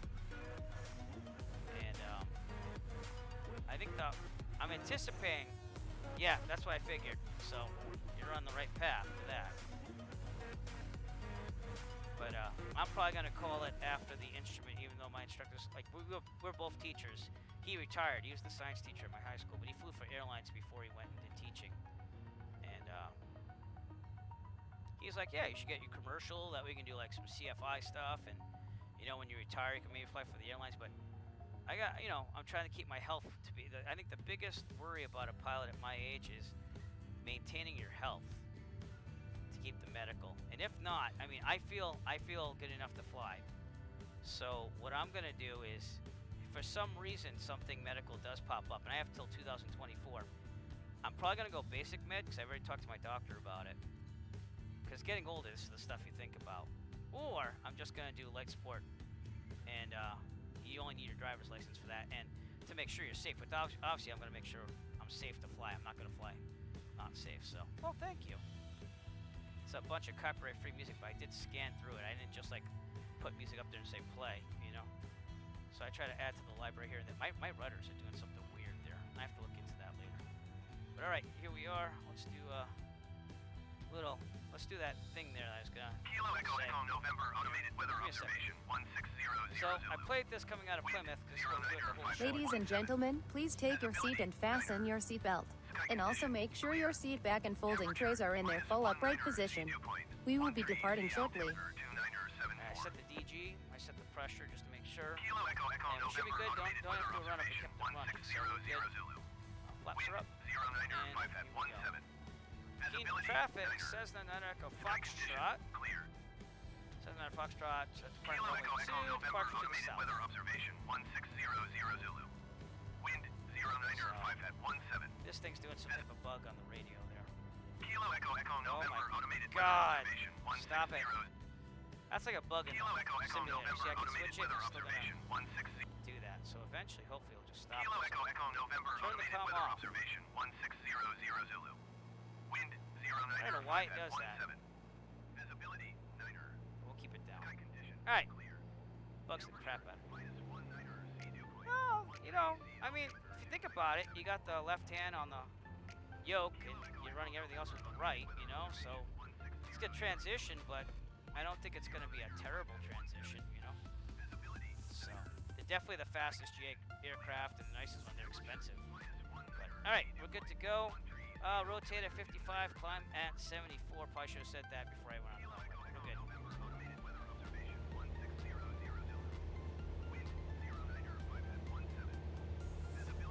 I think I fly a lot better in real life, I gotta be honest with you. Because your life's really on the line. My rudders are doing something funky, so I'm sorry, guys. I don't know what's going on with this. I really need a new pair of rudders, and these are new ones already, the T-Flex, but they're very sensitive, and for some reason, like, I gotta reprogram them or something, so. Alright, nose down, 74. Runway 2. Yeah, I mean, I gotta be honest with you, I'm saving up for a plane, not seeing if I'm ever gonna get one. My Bitcoin's doing pretty good now, though. It went up to like $22,000 in Bitcoin. I invested some money in that for the money I was holding for the plane. But I'm probably looking at a 172N, 172P. And then again, if for some reason when I get older, you know, I feel fit to fly, but the medical is probably not going to agree if I get to that point, I'll probably just trade it in and get a light sport. I have no clue about light sports, though. We had a Skycatcher at the flight school, but they sold it because no one was renting it. So glass cockpits are very sweet. Yeah, I haven't used one yet. I'm a steam gauge guy, but it'd be nice to look at one. So that's where you come in. See, I'll provide the trip to Block Island. You get the G1000 down to Plymouth someday. We'll go for a ride. All right, pattern altitude. Looking left. Looking right, and I am going to depart to the right here because we have no traffic here. I'm going to rock that wing up a little bit. All right, we have someone out there, but we'll be good. And turning right on the course to go direct to Worcester. We should be at about a bearing of 170, and we are going to cruise at 6,500. So. But the Cirrus thing, so you would have a leg up on that because Mike Gooley in there contacted him over email just to inquire what would be the way of doing things, and they were just like, yeah, the first stage is getting acquainted with the software, the G1000, and what's what. So that's why I'm like, yeah, I'll do my instrument rating first. Roll out here, just check. Good. All right. Looking good. Continue to 17. So. Yeah, you know, that's all. Just get a nice SP like the simulator, you know, makes us all jealous about. It'll be good, right? Climbing at 80 knots. Hands cooling. Better view. Nose. 171. Correct. Don't get my GPS here on my tablet, so. I always bring my tablet with me. Like I'll use the 172N we have has a 540 in it, and I think the M model has a 430 in it. 530, 430, that's what it is. So I'm still getting used to those. I'm sure I'm going to get a lot of work out of those for the instrument rating. So, cool. Yep. Yeah, well, just like the private, you know. It's setting goals and meeting them.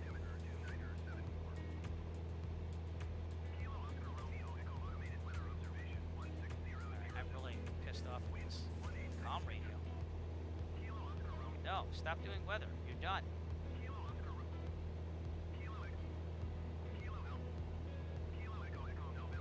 I don't get it. I don't get why it does that. And it does it a lot. Let's go to Boston Center. And we'll just keep it there. No flight following tonight. We're just going to go for it. And we should see the Quabbin Reservoir like those pictures I showed you on the right. So we'll try to get a view of it. We're at 3. I'm going to lean up the mixture because we're above 3,000. That might help a little earlier, but right about there. You notice I kept the EGT gauge line where it is. I've never had an EGT gauge in any of the planes I fly, but they say that you should mark the peak there.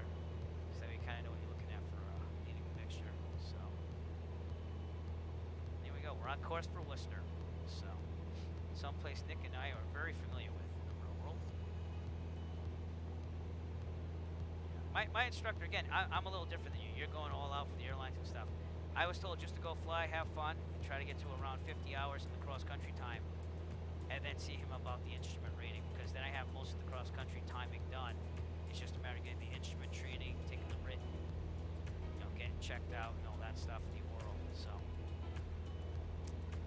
but I gotta get the book. He recommended the Jefferson book, so I lucked out in the private one because we had some private pilot books at the school for me. Taught the aviation course there, so I got that for free. So you should be, you know. It's each one's a goal, you know. I mean, I cried when I got my private. My whole family was always not like dead set against flying, but they didn't think one I'd ever do it. They knew I loved simulators, and when the JFK incident happened in like 2001 or whatever that was, 2000, my mother tried making me swear I would never ever try to get a pilot license, and yeah, I never swore to her. I never said I would do that, so just had to find a way of doing it realistically as an older person with a job, family, and wife. And YouTube has been pretty good to me. That's how I pay for all my flights on the Eric DIY YouTube channel. So even then, it's like I don't use any of my salary to go flying, you know. And I paid for my whole private training that way and everything. And it took a while, but it gave me a way of doing it. And I was like, that's it, I'm doing it. My wife calls it, again, the midlife crisis. So enjoy your freedom, Nick. That's what I'm saying. Enjoy your freedom. Okay, check this DG one more time. Look, what just happened? Oh, my mixture came out or something. All right. Oh, I touched the throttle on the quadrant. That's what happened. Okay.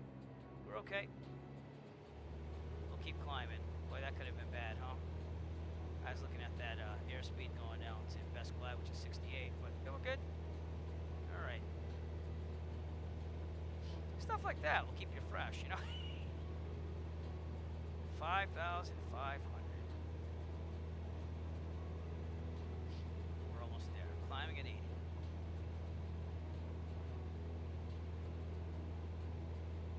Yeah, I thought I failed. I was in the middle of it. Again, I forgot the first clearing turn on the first maneuver, which was a stall after we departed, went over Plymouth Harbor. And I thought, oh shit, I just failed. I just did a dumb thing. And I explained it to him after I did the stall. And he's like, oh, well, just don't do it again, you know. Yeah. Yeah. You didn't tell him that you thought you failed though, right? Because I actually got to that point. We landed, and my nerves, and I'm used to performing in front of people as a musician. I mean, that's not a problem. It's level off here at 5,500.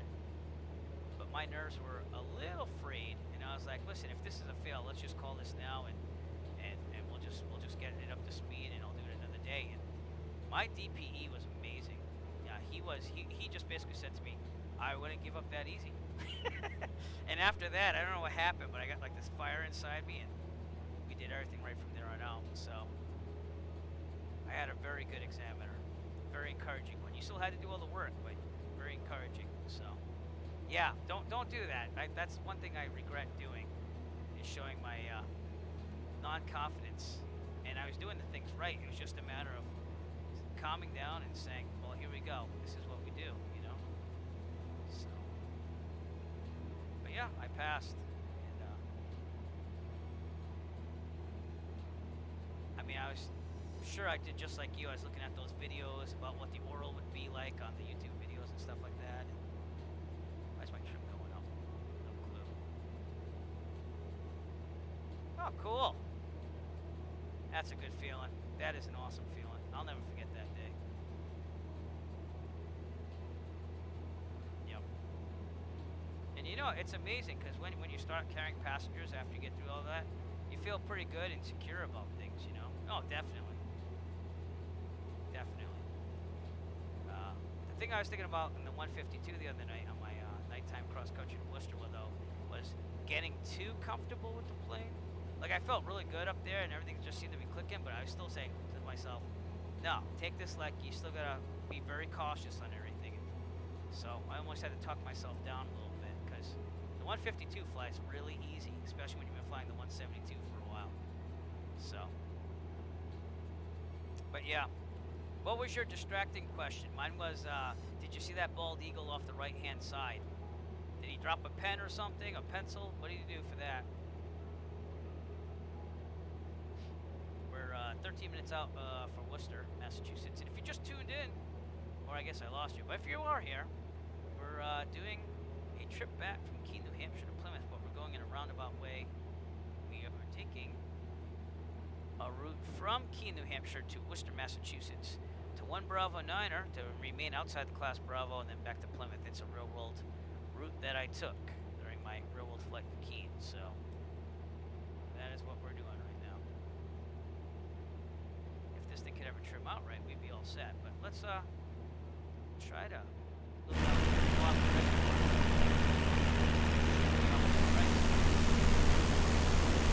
Maybe I already passed it. No, I haven't passed it. It's up ahead. It's up there, actually. That's the problem. That's okay. You have lots of time to learn all this stuff, Nick. You know, honestly, I'm amazed at the amount of stuff that it takes for an airline pilot. I mean, I'm over here sweating it in a 172, and you know, to have to reprogram everything. I don't know what you mean by that. If you mean when I had to reinstall the simulator and everything, not really. But yeah. Oh, good fix. You know what? I'm reading the wrong person here. Oh yeah, that sucks. I still have to learn how to program an FMS someday. So yeah.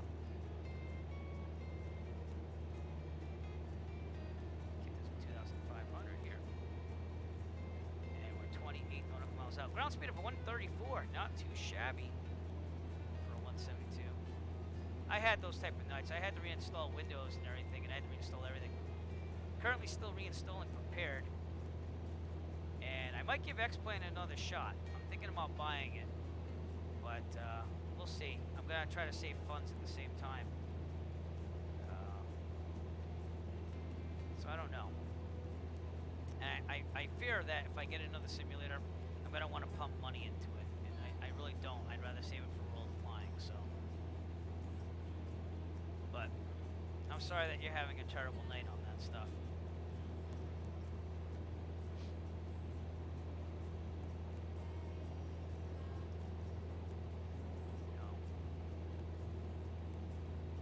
So either of you doing that Christmas Day fly in there over to the flight? I'm gonna see if I can get back because I'm usually at my in-laws, and then usually we leave maybe a little early because we have young kids. But let's see if I can make it or not. I would love to make it. I didn't make the last event because I was busy wrapping gifts and stuff. Cool. Yeah, I have to teach one class in the morning remotely, then I have to do some administrative work because that's what I'm doing. Seeing that I went remote for specific reasons. COVID. My wife took 12 weeks out, so but we're getting back there. I'm waiting for that vaccine, so I was very lucky to get permission to do that. So the only thing I do outside is go flying and get gas in my car. That's it. And the flying's getting sporadic now because of COVID. Again, if I was doing training like Nick, I probably would be out more. But yeah.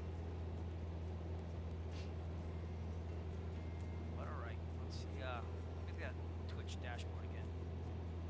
Just things that I haven't really had to work on because I was using Stream before. But gotta get my tabs in order too. Oh, there it is. So, hey, can I ask you something? Did you guys see ads when you first joined the channel? I mean, I'm just wondering how it went, seeing that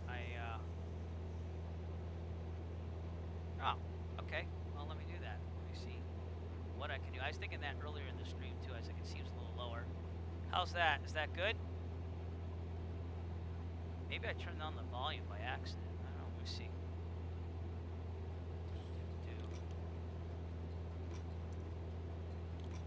I don't really see it.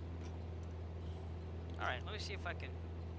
You did? All right. So I was wondering, they had like all these settings you had to do, and I was getting a little confused. I was trying to read like the starter's guide and everything. And like I said, I've been a fiend at that at all that stuff for the past 3 days. So, all right.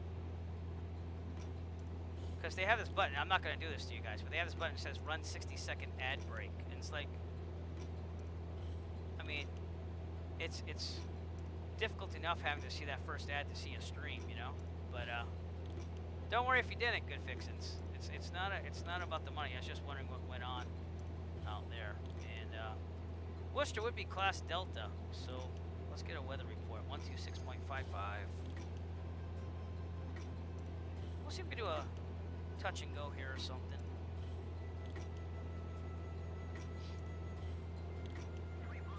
That's exactly what it does. Yep.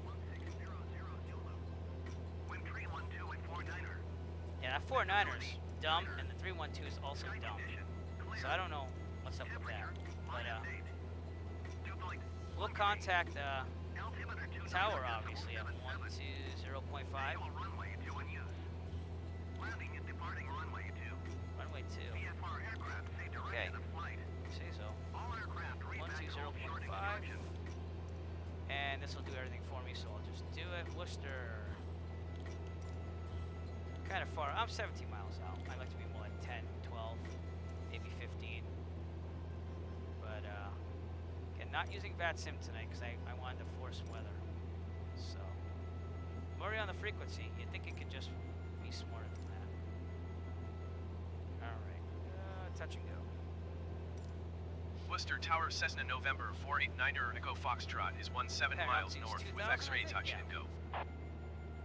Cessna November 489er Echo Foxtrot, Worcester Tower. Ah, it's the same runway as last 2 nights ago. Altimeter 29er.7. That wind's wrong. There's no way it's 49er. That's because I'm using Rex Weather Force.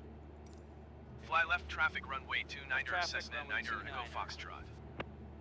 I'm coming from the north, so I guess I'm going to overfly, do a teardrop, 45 left downwind.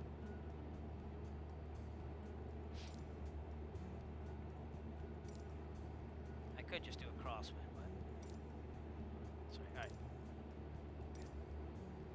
All right, we're on descent here from 2000. Get down there. We're about 7 minutes away from the airport, going to the GPS, and it should be out there in the distance. So, the Quabbin Reservoir. Off our right, and they had to flood some towns. I guess you can't really see it right now. Oh, weird. Alright, well, it's out there, trust me, on the right. They had to flood some real life towns in the early 1900s to make it happen. And that is the main reservoir for Boston, I think, so. Yeah, I guess so. Yeah, I can see that. But some things I gotta read up on. You know, I did all the graphics for like the tier 1, tier 2, tier 3, and the different subscriber levels and stuff. But it's been quite a thing there to do.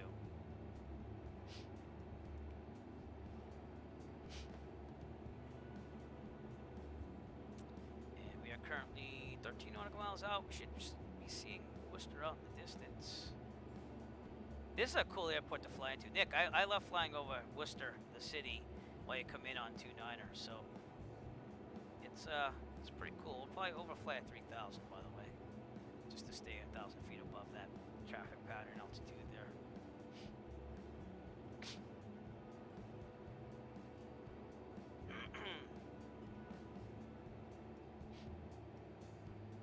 Yeah, I love seeing the city, but again, when I went there the other night, the nighttime can play tricks on you unless you know it's a plateau, and you really gotta watch that glide scope going down the Pappy. So, but I did a video of it, so I don't know if it came out or not because the GoPros don't do good at night. So eventually, hopefully someday, I'll get some time. Hopefully winter vacation, maybe between the flying on the sim and spending time with family, I'll get 3 videos. I'm gonna try to get 3 total videos up on the Aeroflight channel. So. But it was weird because I was like coming down, I'm like, wait, that doesn't look right, you know. And it's what you're doing instrument training right now. You have to trust your the instruments and what you have more than your visuals at night, you know. Exactly. Yeah, that would be bad. Although I did take my friends up one time for a ride, and I accidentally tried landing on 3.3 instead of 2.9er. I got mixed up, so I had to do a go around on 3.3, and then join the pattern again for 2-9er, and there's this guy right at my rear end. So it was quite interesting, you know. You know what? We'll enter on crosswind. We'll do what I usually don't like doing. We'll enter on crosswind, turn left on the downwind, and just do the pattern from there. So Worcester should be out there. I think that's it right there. Yep. In this little plateau, the city of Worcester is over there. Again, if you're coming from Plymouth, like the other night when I flew, you come right over the city and you land right into the airport, and it's cool. But it was very dead there the other night. You know, there wasn't a lot of action there at all. So we'll keep our descent going on here. But yeah, my first cross country was Plymouth to Worcester and back. And then it was Plymouth to Groton, Connecticut and back. And then for the big one, we went Plymouth to Worcester to Groton to Plymouth. And that was my 3 solo cross countries. And I like Groton. Groton's cool because it's right on the coast, but I want to try to get to Bridgeport, Connecticut to really get on the coast there, you know. And someday, hopefully, God willing, I get to fly the Skyline from Manhattan there because it seems like everyone wants to do that. So, but that would be quite a pretty penny for me. That'd probably be at least $400 something round trip, if not 500 something. And then there's always Rob. Rob wants me to fly out to Cleveland. Yeah, Groton's nice. And Mystic FBO there is pretty nice too. So, all right, 2-9er, I believe is that one. That's what. Yep. It's right near it's the closest one to the terminal. That's how I remember it. And oh, wait a minute. No, I'm getting my mind all, but whatever. Yeah, that is 2-9er. Okay. No, actually, this is 2-9er because I have to cross. I'll get it down as I get closer, get a better visual. I do have my GPS to help me, but I'm just trying to get the crosswind going on right now. So coming close to the airport.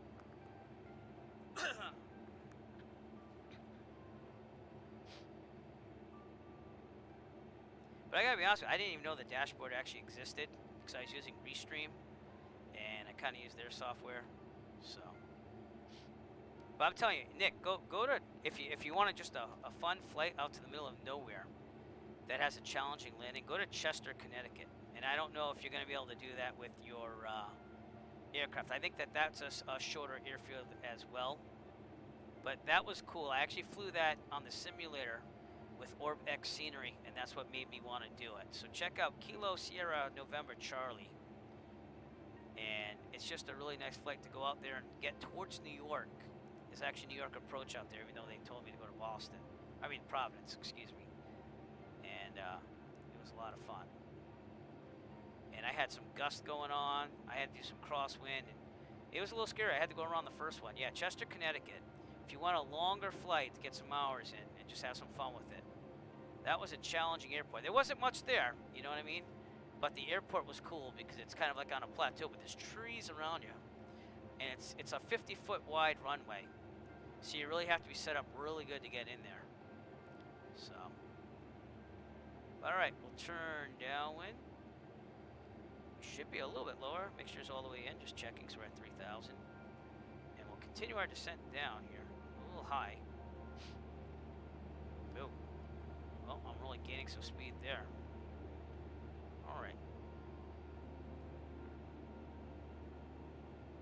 But that is Worcester there. We're going to do a touch and go on runway 29er. And then continue on our way.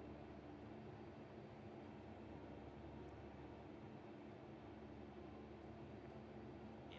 So that is 29er. This is 3311, right? No, so this is 29er. 29er 11. We're going to join a left downwind here. Get that going. So we're kind of like on crosswind right now. And the thing about 29ers, it only has one taxiway open in real life. It's Delta. So this is the only taxiway that you get off on, unless they tell you to, unless you can stop really early, you know? So, all right, we're good now. We are situated. Yep, 2,700 feet, but it's 50 feet wide, I believe, if you look at the chart supplement. And I took it as a challenge. I had Groton as a backup, just in case. So do file and do have I did a short field landing, but I had to go a little faster due to the gusts. And I did a short field takeoff getting out of there because I didn't trust anything else. So, yeah. But I made it, you know what I mean? I had to put some brakes on at the end. So, all right, beam the numbers, going to 1700. So, hey, Jet Pilot Cinnamon, how's it going, bud? Cessna 9er, Echo Foxtrot, clear touch and go left, traffic runway 29er. We're using the simulator here. 05 at tree 4. That's not right. That's Rex Weather Force again messing Clear with us. touch and go runway 29er, All right, Cessna the 9er, flaps. Echo Foxtrot. Angle down. Oh, awesome. Thank you. Thank you so much for the emote there. All right, we're going to turn base, but that is the city of Worcester. This is why it's cool to land here, you know? We're about at pattern altitude right now. And thank you, Jet Pilot Cinnamon, for the bits, by the way, as well. I'm getting used to that still. So, thank you very much. Very appreciative of that. Still getting used to this whole Twitch thing, so. Runway 29er. We're going to do a touch and go and continue on our way back to Plymouth. Overflying Mansfield, Massachusetts. 1 Bravo 9er. So, here we go. All right, 1500. Getting the white arc. 20 degrees of flaps. There we go. I actually did this flight at night a couple nights ago. That's the flight I was talking about, Mike, when I was like, oh, I'll post the event when I get back. So I did a cross-country nighttime flight to Worcester from Plymouth before the weather came in here. It was a pretty good flight. So, better peripheral vision. But I was also coming from Plymouth, so they just told me direct in on final for a 29er. So it looks something like this, but I was very low, like I am right now. I'm kind of low. So, keep that RPM going. And I had to trust my eyes on the PAPI, as I was telling Nick. Because this is an airport on a plateau. So.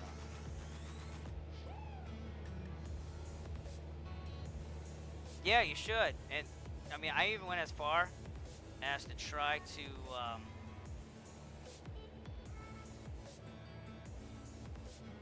God, I can't remember the command for landing, but if someone wants to type that in there, there's commands on the bottom.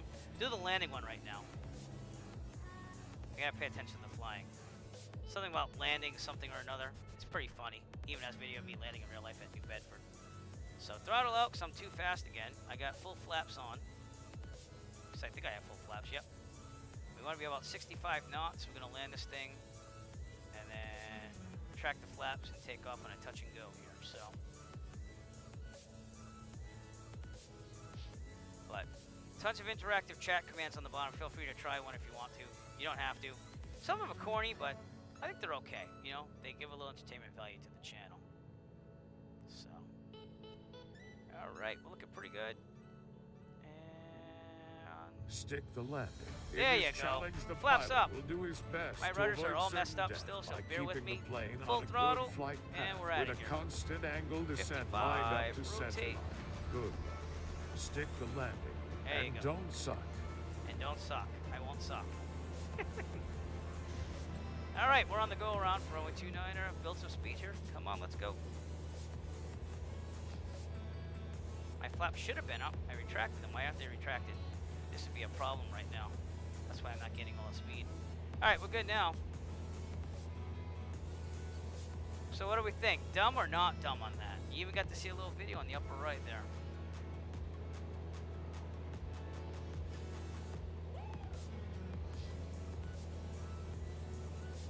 But all right, we'll depart out of the Class Delta here and then go to 1 Bravo 9. That was pretty cool, right? And believe it or not, that was a computer-generated voice. I found this website, and they had a dramatic voiceover guy that you could type in whatever you wanted. And yeah, exactly. If you remember, I put that on the VAT USA. VAT USA. That was good. The Virtual USA Flying Club's notice board there. So I try to come up with some sayings put there. All right, we're almost at pattern altitude. Look to the left here. He didn't really tell me how to depart, so we'll do a standard 45 out of here. I already landed on 2.9, so don't know what they're waiting for. Okie dokie. All right, clear on the left. We'll rock the wing up just to make sure we're good. And turning a standard 45 out. This will be about 245. Keep climbing. We're gonna go back to 5,500. Come on. Let's go. But yeah, 1 Bravo Niner, and then we're going. We're not gonna land there, by the way. I hate 1 Bravo Niner in real life. I never get a good landing at 1 Bravo Niner. So I'll keep trying, but I'm not gonna do it in the sim. They have a good restaurant there, though. You know, in non-COVID times. I went there with my friends that day. They had an outdoor patio. It was pretty good. I think it's called Hangar B or something. So Nick, again, another restaurant to check out. Alright, clear on the left. Bearings 129er, but we'll try to go on the downwind a little bit here, just to see if there's any traffic. But usually they would tell me how to depart or ask how I wanted to depart, and they didn't do that, so. 1 Bravo Niner, which is Mansfield, Massachusetts. They don't have weather there. They don't have weather. It's just CTAF 123.0. But they have a wind suck that you can look for, or you can use North Central State, Kilo, Sierra, Foxtrot, Zulu. Use that weather and do it. I'm far out from the airport, so we're just going to keep climbing out here. Keep going from here. But, again, personally, I don't suggest going out there and doing, eating, just my opinion, now that COVID's like in full-blown effect, but I don't know what that was all about. Alright, just heard something from my phone there, but we're good. You know, mixed jerks for about 3,000. Keep climbing here. But I was striking out pre-COVID on restaurants. Like I told you about Block Island, the restaurant was closed because they had like a water main break or something like that. And then I went to Chatham, Kilo, Charlie, Quebec, X-Ray, and this is pre-COVID too. And I waited there for an hour to try to get some breakfast to have a reason to fly out there. And literally I could not get a seat. I was like, I gotta go back. So I was striking out on breakfast for a while. But then, right before COVID, I was starting to get, you know, a reason to go places. Lunch, breakfast. Martha's Vineyard was awesome. I went there for breakfast. And that was the last real flight for breakfast before COVID really hit. So Chatham is a good challenge. You got those towers too outside the is it runway 24? But I don't know. I mean, that Chester was a really good challenge because you had to set that one up just great, and like literally the airport's on the plateau. There's nowhere to go, and with a 50-foot wide runway, it was intriguing. You know what I'm saying? I did the go around. I was ready to go to Groton. I was like, if I can't stick it the second time, I'm going to Groton. So, but for some reason, the place where we're going to overfly right now, which is the main visual I used to stay out of Class Bravo in Boston, 1 Bravo 9 Mansfield. It's right around where the New England Patriots play. So you can see Gillette Stadium. It's a really nice place to go, get some visuals. You see Boston in the distance. But I always land hard there. I don't know what it is. I bounced one time in the 172, and mind you, that was with my friends. It was a really good way of showing them that I was careful. You know what I mean? And like, I never really bounced during training at all, believe it or not. And that's, well, thank you. It's definitely not 3-4 though on the knots. So I already did touch and Cleared go. for touch and go runway 29er, So I don't know why it's Cessna 9er, Echo Foxtrot. That's just weird. 1 Bravo 9er, Mansfield. That's the same airport I've been telling you about with that restaurant and stuff. So I guess I'm going to cancel. Worcester my Tower, flight. Cessna 9er, Echo Foxtrot, cancel landing Plus intention. ATC sucks, huh? I just didn't want to do it with the real world weather not being as good for the flight to Keene, New Hampshire. But Mike, have you ever flown into Worcester? There's the city of Worcester, by the way. So again, when you fly from Plymouth, you come right over the city, and at night it's an awesome sight. And they made me do a long extended final to 29er the other night. And that was cool. You know, it's the first airport where I did my first cross country at, so it has a lot of meaning. And it was good to get up in the 152 the other night and just bang one out. So I know you have, Nick. I was talking to Mike, like maybe with the Umbrella or something. I don't know if American Airlines goes to Worcester. I know JetBlue does. I remember seeing some Umbrella jets there too. A lot of private jets too. I remember one time I was doing a run up in this private jet, came up right behind me on the taxiway, and they like didn't like me that much. All right, I'm gonna keep climbing here. Come on, man. Because you know they were getting a prop wash, so not that they were feeling it. I mean, it was a jet, right? So, but my brother-in-law lives in Worcester, so I always do a little silent shout out in my mind to him as I fly over Worcester, but it's a pretty nice city. I used to gig down here as a musician. It's a little dumpy in certain areas like any other city, but you know, it's got nice places too. I think it's the 3rd largest city in Massachusetts. Might be 2nd, might be 3rd, can't remember. So, and that's kind of like the other night too, because I had a Cirrus landing on 29er as I was departing out on the left downwind. So it is what it is. And I did use flight following and all that stuff the other night. I did not file a flight plan though, because it was a straight shot, so it was pretty clear out. Probably should have, but it was alright. I tend to think it's easier to see traffic at night. Not that you're not cautious during the day and night, but you know. Alright, back on track now. We're heading direct to 1 Bravo 9er, and we will go slightly south to the stadium, because there's usually a TFR around Gillette Stadium when there's a game. So we'll see if we can see it in the simulator when we get to 1 Bravo 9er and kind of show you. There's also this place called Tweeter Center, which is kind of like the amphitheater for like the main concerts and stuff. It used to be called Great Woods, so I just call it Great Woods, but it's also another nice visual to see around 1 Bravo 9er.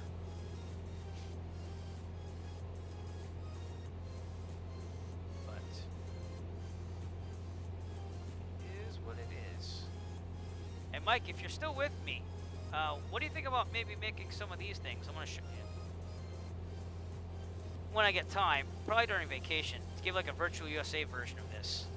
Basically, you use a web browser as the tablet, and you have it keep streaming over here on a mock-up cell phone or something like that. I think it'd be kind of cool to have like a virtual USA themed one.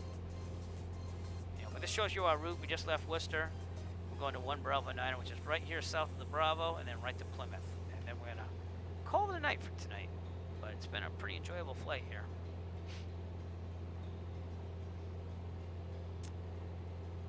So, really liked Dane Flats on YouTube the other day, and he gave me these ideas. He was doing all these fantastic ideas.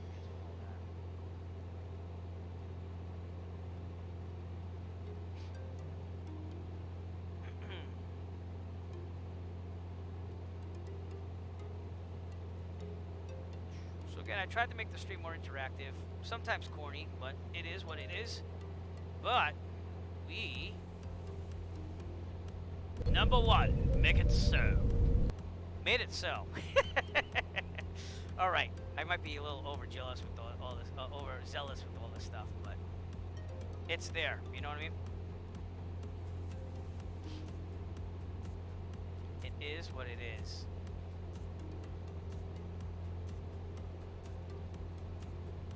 Probably should kick back on those RPMs, huh? Jeez. We'll also trim up. See that we're gonna lose some there. Wow. Alright, making sure my flaps are up. Because, you know, that's a good thing to check right about now. Again, in real life, we don't talk as much like this, so it's a little easier on the attention department. Over here, the main visuals that we have are Milford, which is a city right over here. It's a little slim pickings between Worcester and Milford visuals, though. And then we follow 495 here to Franklin. And that eventually leads to Mansfield. And we just keep the sports following 495 out east to Plymouth. So that's pretty much what we do for visuals here. And guess we're not going to worry about maneuvering speed tonight. Going pretty fast, but it's supposed to be a crisp winter day with Rex weather force here. And the only thing is that they predict the wrong winds all the time if you get the weather on the simulator, so you can't really go by that.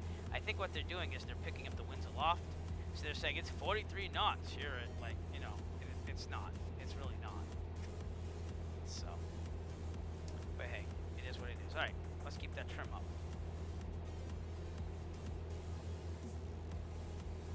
Milford, Massachusetts. And 495 coming down there. So, really easy visuals to follow. Especially at night, you get to see all the traffic going on 495. Trim it up.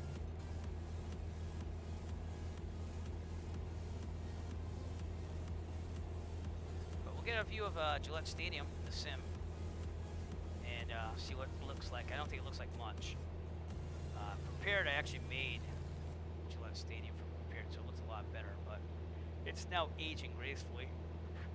I think it had Brady on the scoreboard, if I remember right, so, obviously.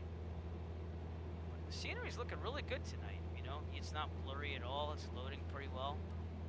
I got a steady amount of frames. I don't know if that has to do with only streaming Twitch now and not YouTube at all at the same time. But, yeah, I've been pretty consistent with frames, so. The only thing we've had a problem with has been releasing the Eric Flight Squadron, so enjoy this. Because it was a little laggy, so we'll see if it works now. Yeah, it's pretty smooth now. I don't get it. And that's actually 7 sounds of Cessnas flying in the sky above that I mixed together sound-wise to make that happen, so I'm proud of myself. I think we should make one for Mike. I think we should make a bunch of just Cinnabuns coming at you. I might work on that, Mike. You might get a gift if you want something like that. It's just an animated GIF, and then you upload it to streamelements.com with your account, and you can have real-life commands like that. But that's up to you. I don't want to ruin your flow. I'm trying to get a little more entertainment with the realistic flying. So, it's just that my last stream, like, people were asking me to buzz the Hudson and that after I went out to the Woodstock Festival site. So, I obliged. I got tips and everything to do it, so I kind of felt like, hey, after I get the main goal again to Woodstock, I'd do that for them. And I did it. We went on the bridge and everything. It was fun. It was what it was. I was not on Bad Sim, though, because on Bad Sim I'd never do anything like that, so. Alright, we are about 5.5 minutes out from Gillette Stadium and Mansfield. Let's look ahead of the aircraft here. Let me just get tripped down. So that does look pretty lifelike here. This over here will be where the speeder center is. So right this thing here. For a big parking lot. And the airport itself should go up to 495. Directly in front of us. Out there, right over there actually. And Twitter Center, I believe is over here. Or it could be the Comcast Center. I can't remember what all it is. I haven't went to a concert there in a long time. Gillette Stadium is right here. So that's where the Patriots play. There's actually a mall over here that they don't depict in the sim. They do have a stadium, so that's the indoor training facilities. This is a Bass Pro Shop or something, I think. I went there a couple nights ago for the kids. They have a drive-through like light show in the parking lots over here from Verizon. Verizon sponsored it, so pretty good. I got to see it from the sky the other night, and that was cool too. And yeah, it was really cool to see. You know, you said my microphone was a little low. That's because the microphone's turned down. Let me turn this up a little bit. I knew there was something weird with it. There we go. That should be a lot better on the microphone. So. Yep. Driven down. Again, we're making our way back from Keene, New Hampshire. We went around the Class Bravo here. And by overflying 1 Bravo 9er, we're going to make sure we stay south of the Class Bravo for Boston. And again, Gillette Stadium in the distance there. I used to be like in the unofficial cover band of Foxborough. So I knew Foxborough very well back in like 2010, 11. But I actually played a gig here at the mall area portion of it, which is right out here, right outside. It's right at the back there. So I met Bob Kraft, the owner of the Patriots and everything. It was pretty cool. It was good eating that night, I'll tell you that.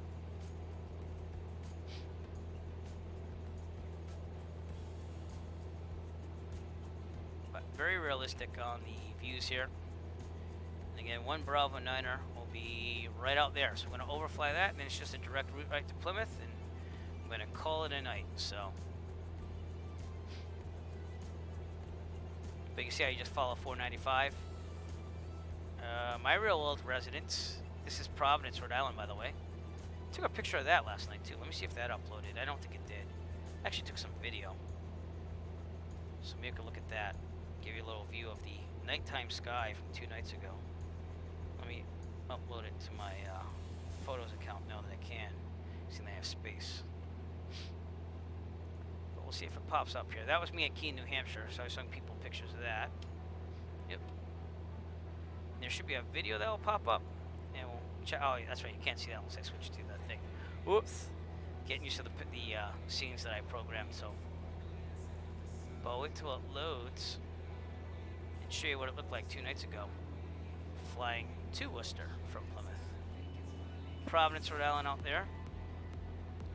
My real world home is over here. That's where I am currently. So definitely within the ballpark of the areas I frequent. Again, 1 Bravo 9. It's right there. 1 Bravo 9-er. This is the, yeah, here we go. This is the Tweeter Center, or whatever I call it.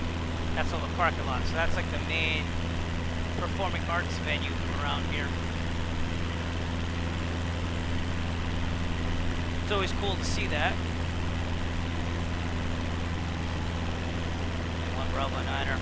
The restaurant's right over here. I think it's called Hangar B, actually, not Hangar A. And you park right here. They have some tie-downs that you can use. And you just go right through the gate, eat, go right back out. But not my best landing airport, you know. I'll keep working on it, but it's always been a tough one for me. And I don't know. I haven't really had any problems anywhere else. Just 1 Bravo 9-er. All right, we're gonna head direct to Plymouth, bearing about 105-ish or so. So, and Boston would be out in the distance out there. So, let's see if that video uploaded yet. Maybe not. There's a video, so it might take a little while. Oh, there we go. All right, let's switch to the other browser here. And this is the video from the other night. It's going to be ready soon. So, you know what? I'll come back. I'll show you my little snippet from my flight the other night. That was like the one video I took while not looking. And again, you'll see Providence, and you'll see Boston.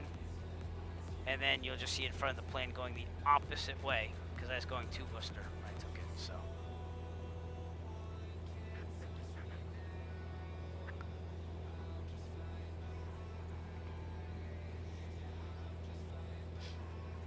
Alright, looking pretty stable now. Alright, bearing's actually 118 now. And we're heading directly to Plymouth. We'll start our descent when we get to the intersection of Route 24 and 495, which should be up ahead. And things should be good. So, there will be no trouble. Red alert. No trouble Stand at all as we get into Plymouth. I know it's corny, but it's cool. I think it's cool.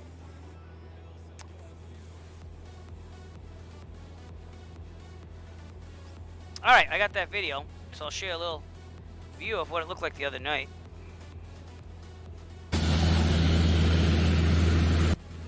So that is Providence, Rhode Island right there.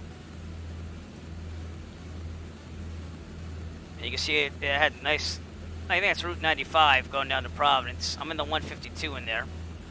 Then I switched the camera to Boston. Sorry about the headlamp there. Pretty bright. I used a new headlamp last night. I love the thing. And then I just point the camera to the front of the plane en route to Worcester. So that might be Franklin, because that was a little bit, I think it was either right over 1 Bravo 9-er or a little bit after it. So, but it was a good flight. That's me sticking it in the bag next to me and not looking at it, searching for the button to turn it off. So it was all good. It was all good. Again, our flight, we're right over 1 Bravo 9-er, and it's just a 14 nautical miles out to Plymouth. We should be seeing it pretty soon.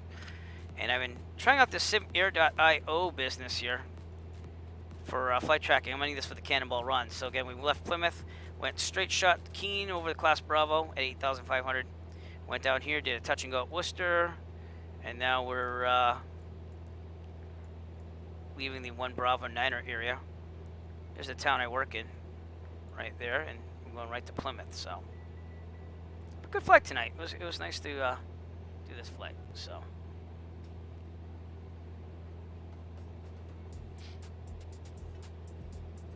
Plymouth, Massachusetts, out in the distance.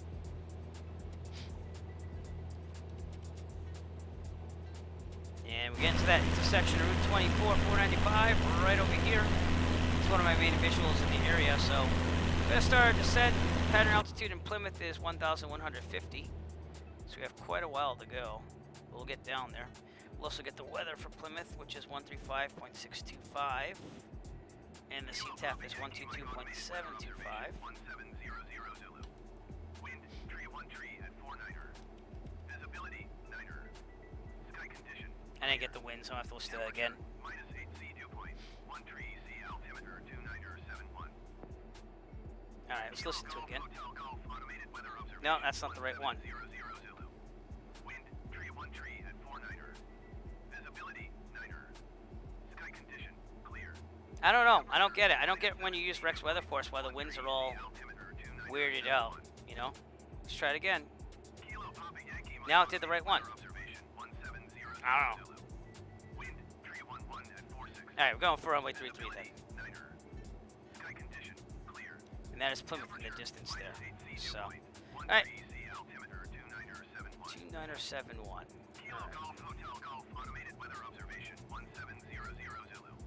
Here we go. Alright, switch to the CTAF. We'll report out in about 7 miles out from Plymouth. But we're going to do 45 down there into runway 33 and call it a night. So that's what we're doing. And should be good. Let's see if it, here we go.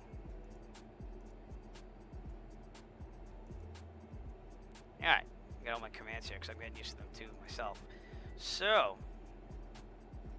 we'll do stick landing again on final approach just to have some fun with it. There will be no mistakes. I have a thing in case I ever make a mistake. You can feel free to spend 100 points on this. What'd you do? So that's what we do in case I make a mistake, ladies and gentlemen. And those points come from just watching the stream. It's through Streamlabs. If you ever want to check your point balance, which I call the frequent flyer points, you just do !points, and it'll tell you how many points you have. The commands are typically 100, I believe I set it at. But if any of you want to try those out, go ahead, feel free. If you just want to watch, feel free just to watch, but it's up to you.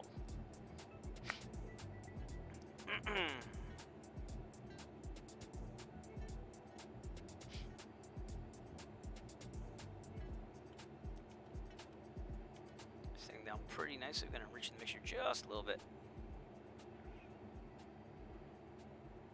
And that's not true. I do make mistakes once in a while, if you're looking at the chat.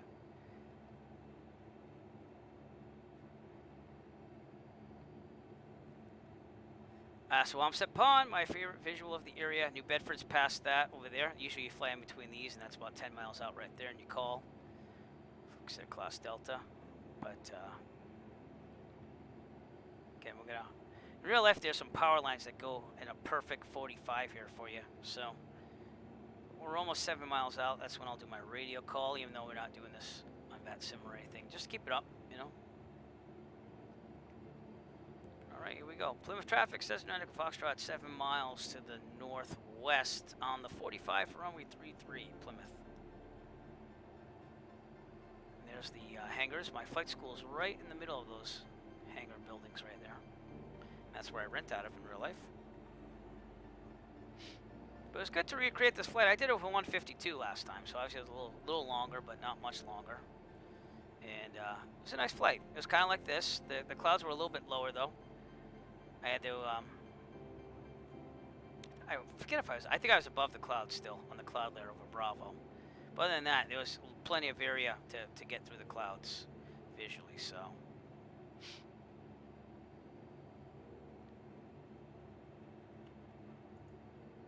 But alright, I'm going to do one more command for tonight. So I'm sorry if you're sick and tired of the commands, but I had to test these things out and see if they work.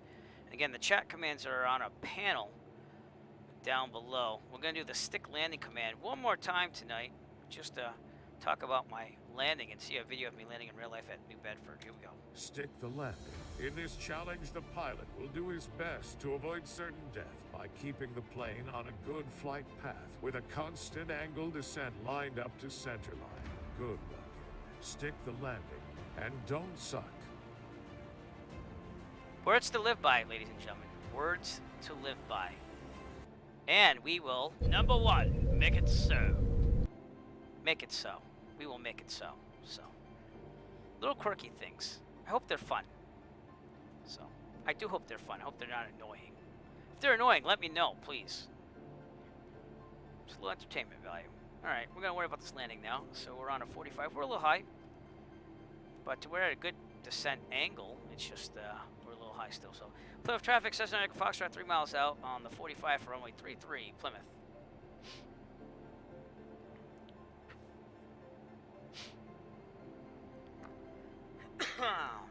But that's the interactive content I was talking about with the Virtual USA Flying Club for my post earlier today. So I wanted to try some new things out. Inspired by the, I will say, the Sim Caesar channel with his flying donuts and stuff like that. Wanted to get some things going on.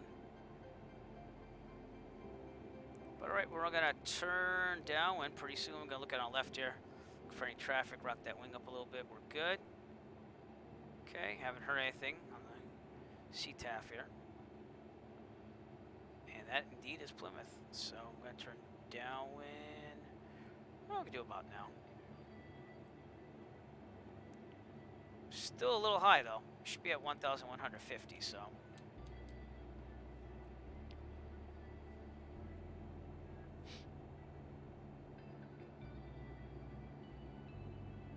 Plymouth traffic, Cessna Foxtrot, left downwind, runway 33, full stop, Plymouth. And we're going to go down to 1,700. We're very high though, so we're going to have to kind of correct that as we go here. Okay, under 110 knots, we'll do 10 degrees of flap right about now. And angle down slightly. So the first 10 degrees can be dropped at 110. Everything else has to be in the white arc. And won't descend as quickly. Trim up a little bit. And I've got a little aria right there, so let's just get over here. Yeah. There we go. Alright, white arc. We're going to turn base first. We should be at 1,700. There's usually a school building that I see over here, which I already passed, so I'm going to do an extended downwind here, which isn't a terrible thing with the terrible peripheral vision in the simulator, you know? Should be about 80 knots right now, so. But not as realistic as it could be. Alright, 1,500, we'll do this early. Alright, we're on base. 10 more degrees of flap. Should be about 70 knots. I'm going to angle up there. I'm very high, but can extend the base, the downwind, so we're fine. Plymouth traffic, Cessna Foxtrot, left base to final, runway 33, full stop, Plymouth. And here we go, turning final. Well, one thing, I'll be able to set this up pretty good, you know. This extra space here. In real life, you have to be careful because the wind comes above these trees, and it kind of knocks you around down here, so you don't ever try to land at the numbers. Sometimes we aim for those the 1,000-foot markers down there to make sure that we're good and have extra time to maneuver. Then down here, this taxiway, I think it's Echo, it makes like a bump at the end for runway 15. So if you're coming on 15, you usually want to go a little further to get over that bump and not have to have any problems with it. So, but all right, we should be a little slower than this. Get a nice easy descent in here.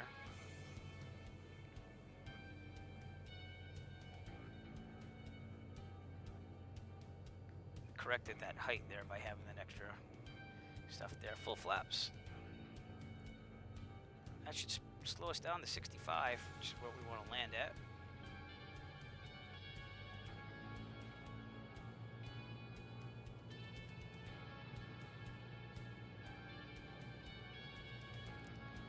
Alright, get this a little more centered here. Roll back on the throttle. Throttle's out actually. These planes tend to float in the simulator, so. And it's a good setup now. Again, we'd be kicked around by the winds a little bit here, and there wouldn't be a tree right off the runway there either. So I don't know what they were thinking there. This is pretty clear. Alright, and a little bit throttle, just to even us out. Back on the throttle. See what I'm saying about the marker though? We'll just stay with that and not worry as much. It's a long runway, so my rudder pedals are messed up, so just go with it. All right, here we go. Good. Flaps up. They are going up. Aerodynamic braking sucks in this, so we'll go to the next one. Yeah. Well, it doesn't float that much, though. That was a lot, you know, and I was at 65. I can understand if I was like 70, 75. But, all right. And off the runway. Here we go. Come on, rudder, let's work. I gotta check my rudder pedals, guys. They're all messed up. I never, ever take this long in real life. Let's put it that way. I'm usually off by the other taxiway over there. Let me clear. We'll go to a checklist. Plymouth traffic, Cessna Foxtrot, clear of runway 33, Plymouth. Okay, flaps up, strobes off. Strobes have been off. Landing light, I like to leave on. I like to leave on the taxi light. Trim set for takeoff. There we go. And we're good. I like to leave the transponder where it is. All right, well, thank you guys for joining me tonight. Thank you for putting up with my interactive chat commands that I wanted to test tonight. And thank you very much to both Mike, Jet Pilot Cinnamon, and also Good Fixins for the bits. My first bits ever on Twitch. You will be immortalized as that, and I really appreciate it. Also, extra special thanks to Nick for sticking throughout the stream. Really appreciate that as well. And anyone out there viewing the stream, I appreciate you just viewing the stream. So thank you very much as we taxi in to where my rental place would be in the real world. Looking left, looking right, look good. Plymouth traffic, Cessna Echo Foxtrot crossing runway 624. And this would be Kilo, Plymouth, not Charlie. It'd be Kilo. So thank you, and I'll see you next time too. If you have any suggestions, by the way, seeing that I'm trying to get this thing like entertaining while still kind of real world-ish, let me know. So yeah, they suck. So taxiway signs suck in this. See what I'm saying? My left rudder, if I go all the way, it wants to go right. It's like something's weird in the program because I gotta check it out. All right, I'm gonna pull in over here. Whoop. This is my flight school. It looks like a big brick, but that's it. And we usually park going horizontally, not the way that they say in the sim. So we're gonna pull it that way. All right, let's do the shutdown. ELT, verify silent. Avionics are gonna be off in a second. All right, ELT. I mean, honestly, you never really, I know where it is in the 152 and everything, obviously, but there's no real switch. It goes off when you get in an accident, hopefully. Avionics off. All lights off except for beacon at the same time. You knew it. You knew you wanted to do it. Well, I'm glad you enjoyed it. I'm glad. I was getting a little nervous. They're like, oh, no one's really enjoying it. So, all right. Mixture of full lean. Mags off. Master off. Lights off. Parking brake that we never use. And that's it. So, that is it, guys. Again, one more time, just a debrief here. We started out by going to Keene direct over the Bravo here at 8,500. And then we decided to take a trip. This is what I did in the real world, too. I just followed the same exact route. We went over Worcester. We did a touch and go. I didn't do that in real life. I just kept going because it was going to cost me more money. Then we went to 1 Bravo 9er, which is right here at Mansfield, and then right to Plymouth. And it was a good flight. It was, let's see, almost 3 hours of streaming. So it was a nice, easy flight here. And again, I appreciate you coming out. Please remember to follow on Twitch. And also, don't forget that we still do, and we still will, post these archive streams to the YouTube channel for Eric Flights. So if you haven't checked that out, I have some real-world flights there. We archived all the old streams on there, and I'll continue to do that. And we'll just keep flying, you know what I mean? We'll have some fun with this. So thank you so much, and have a great night. We shall see you later.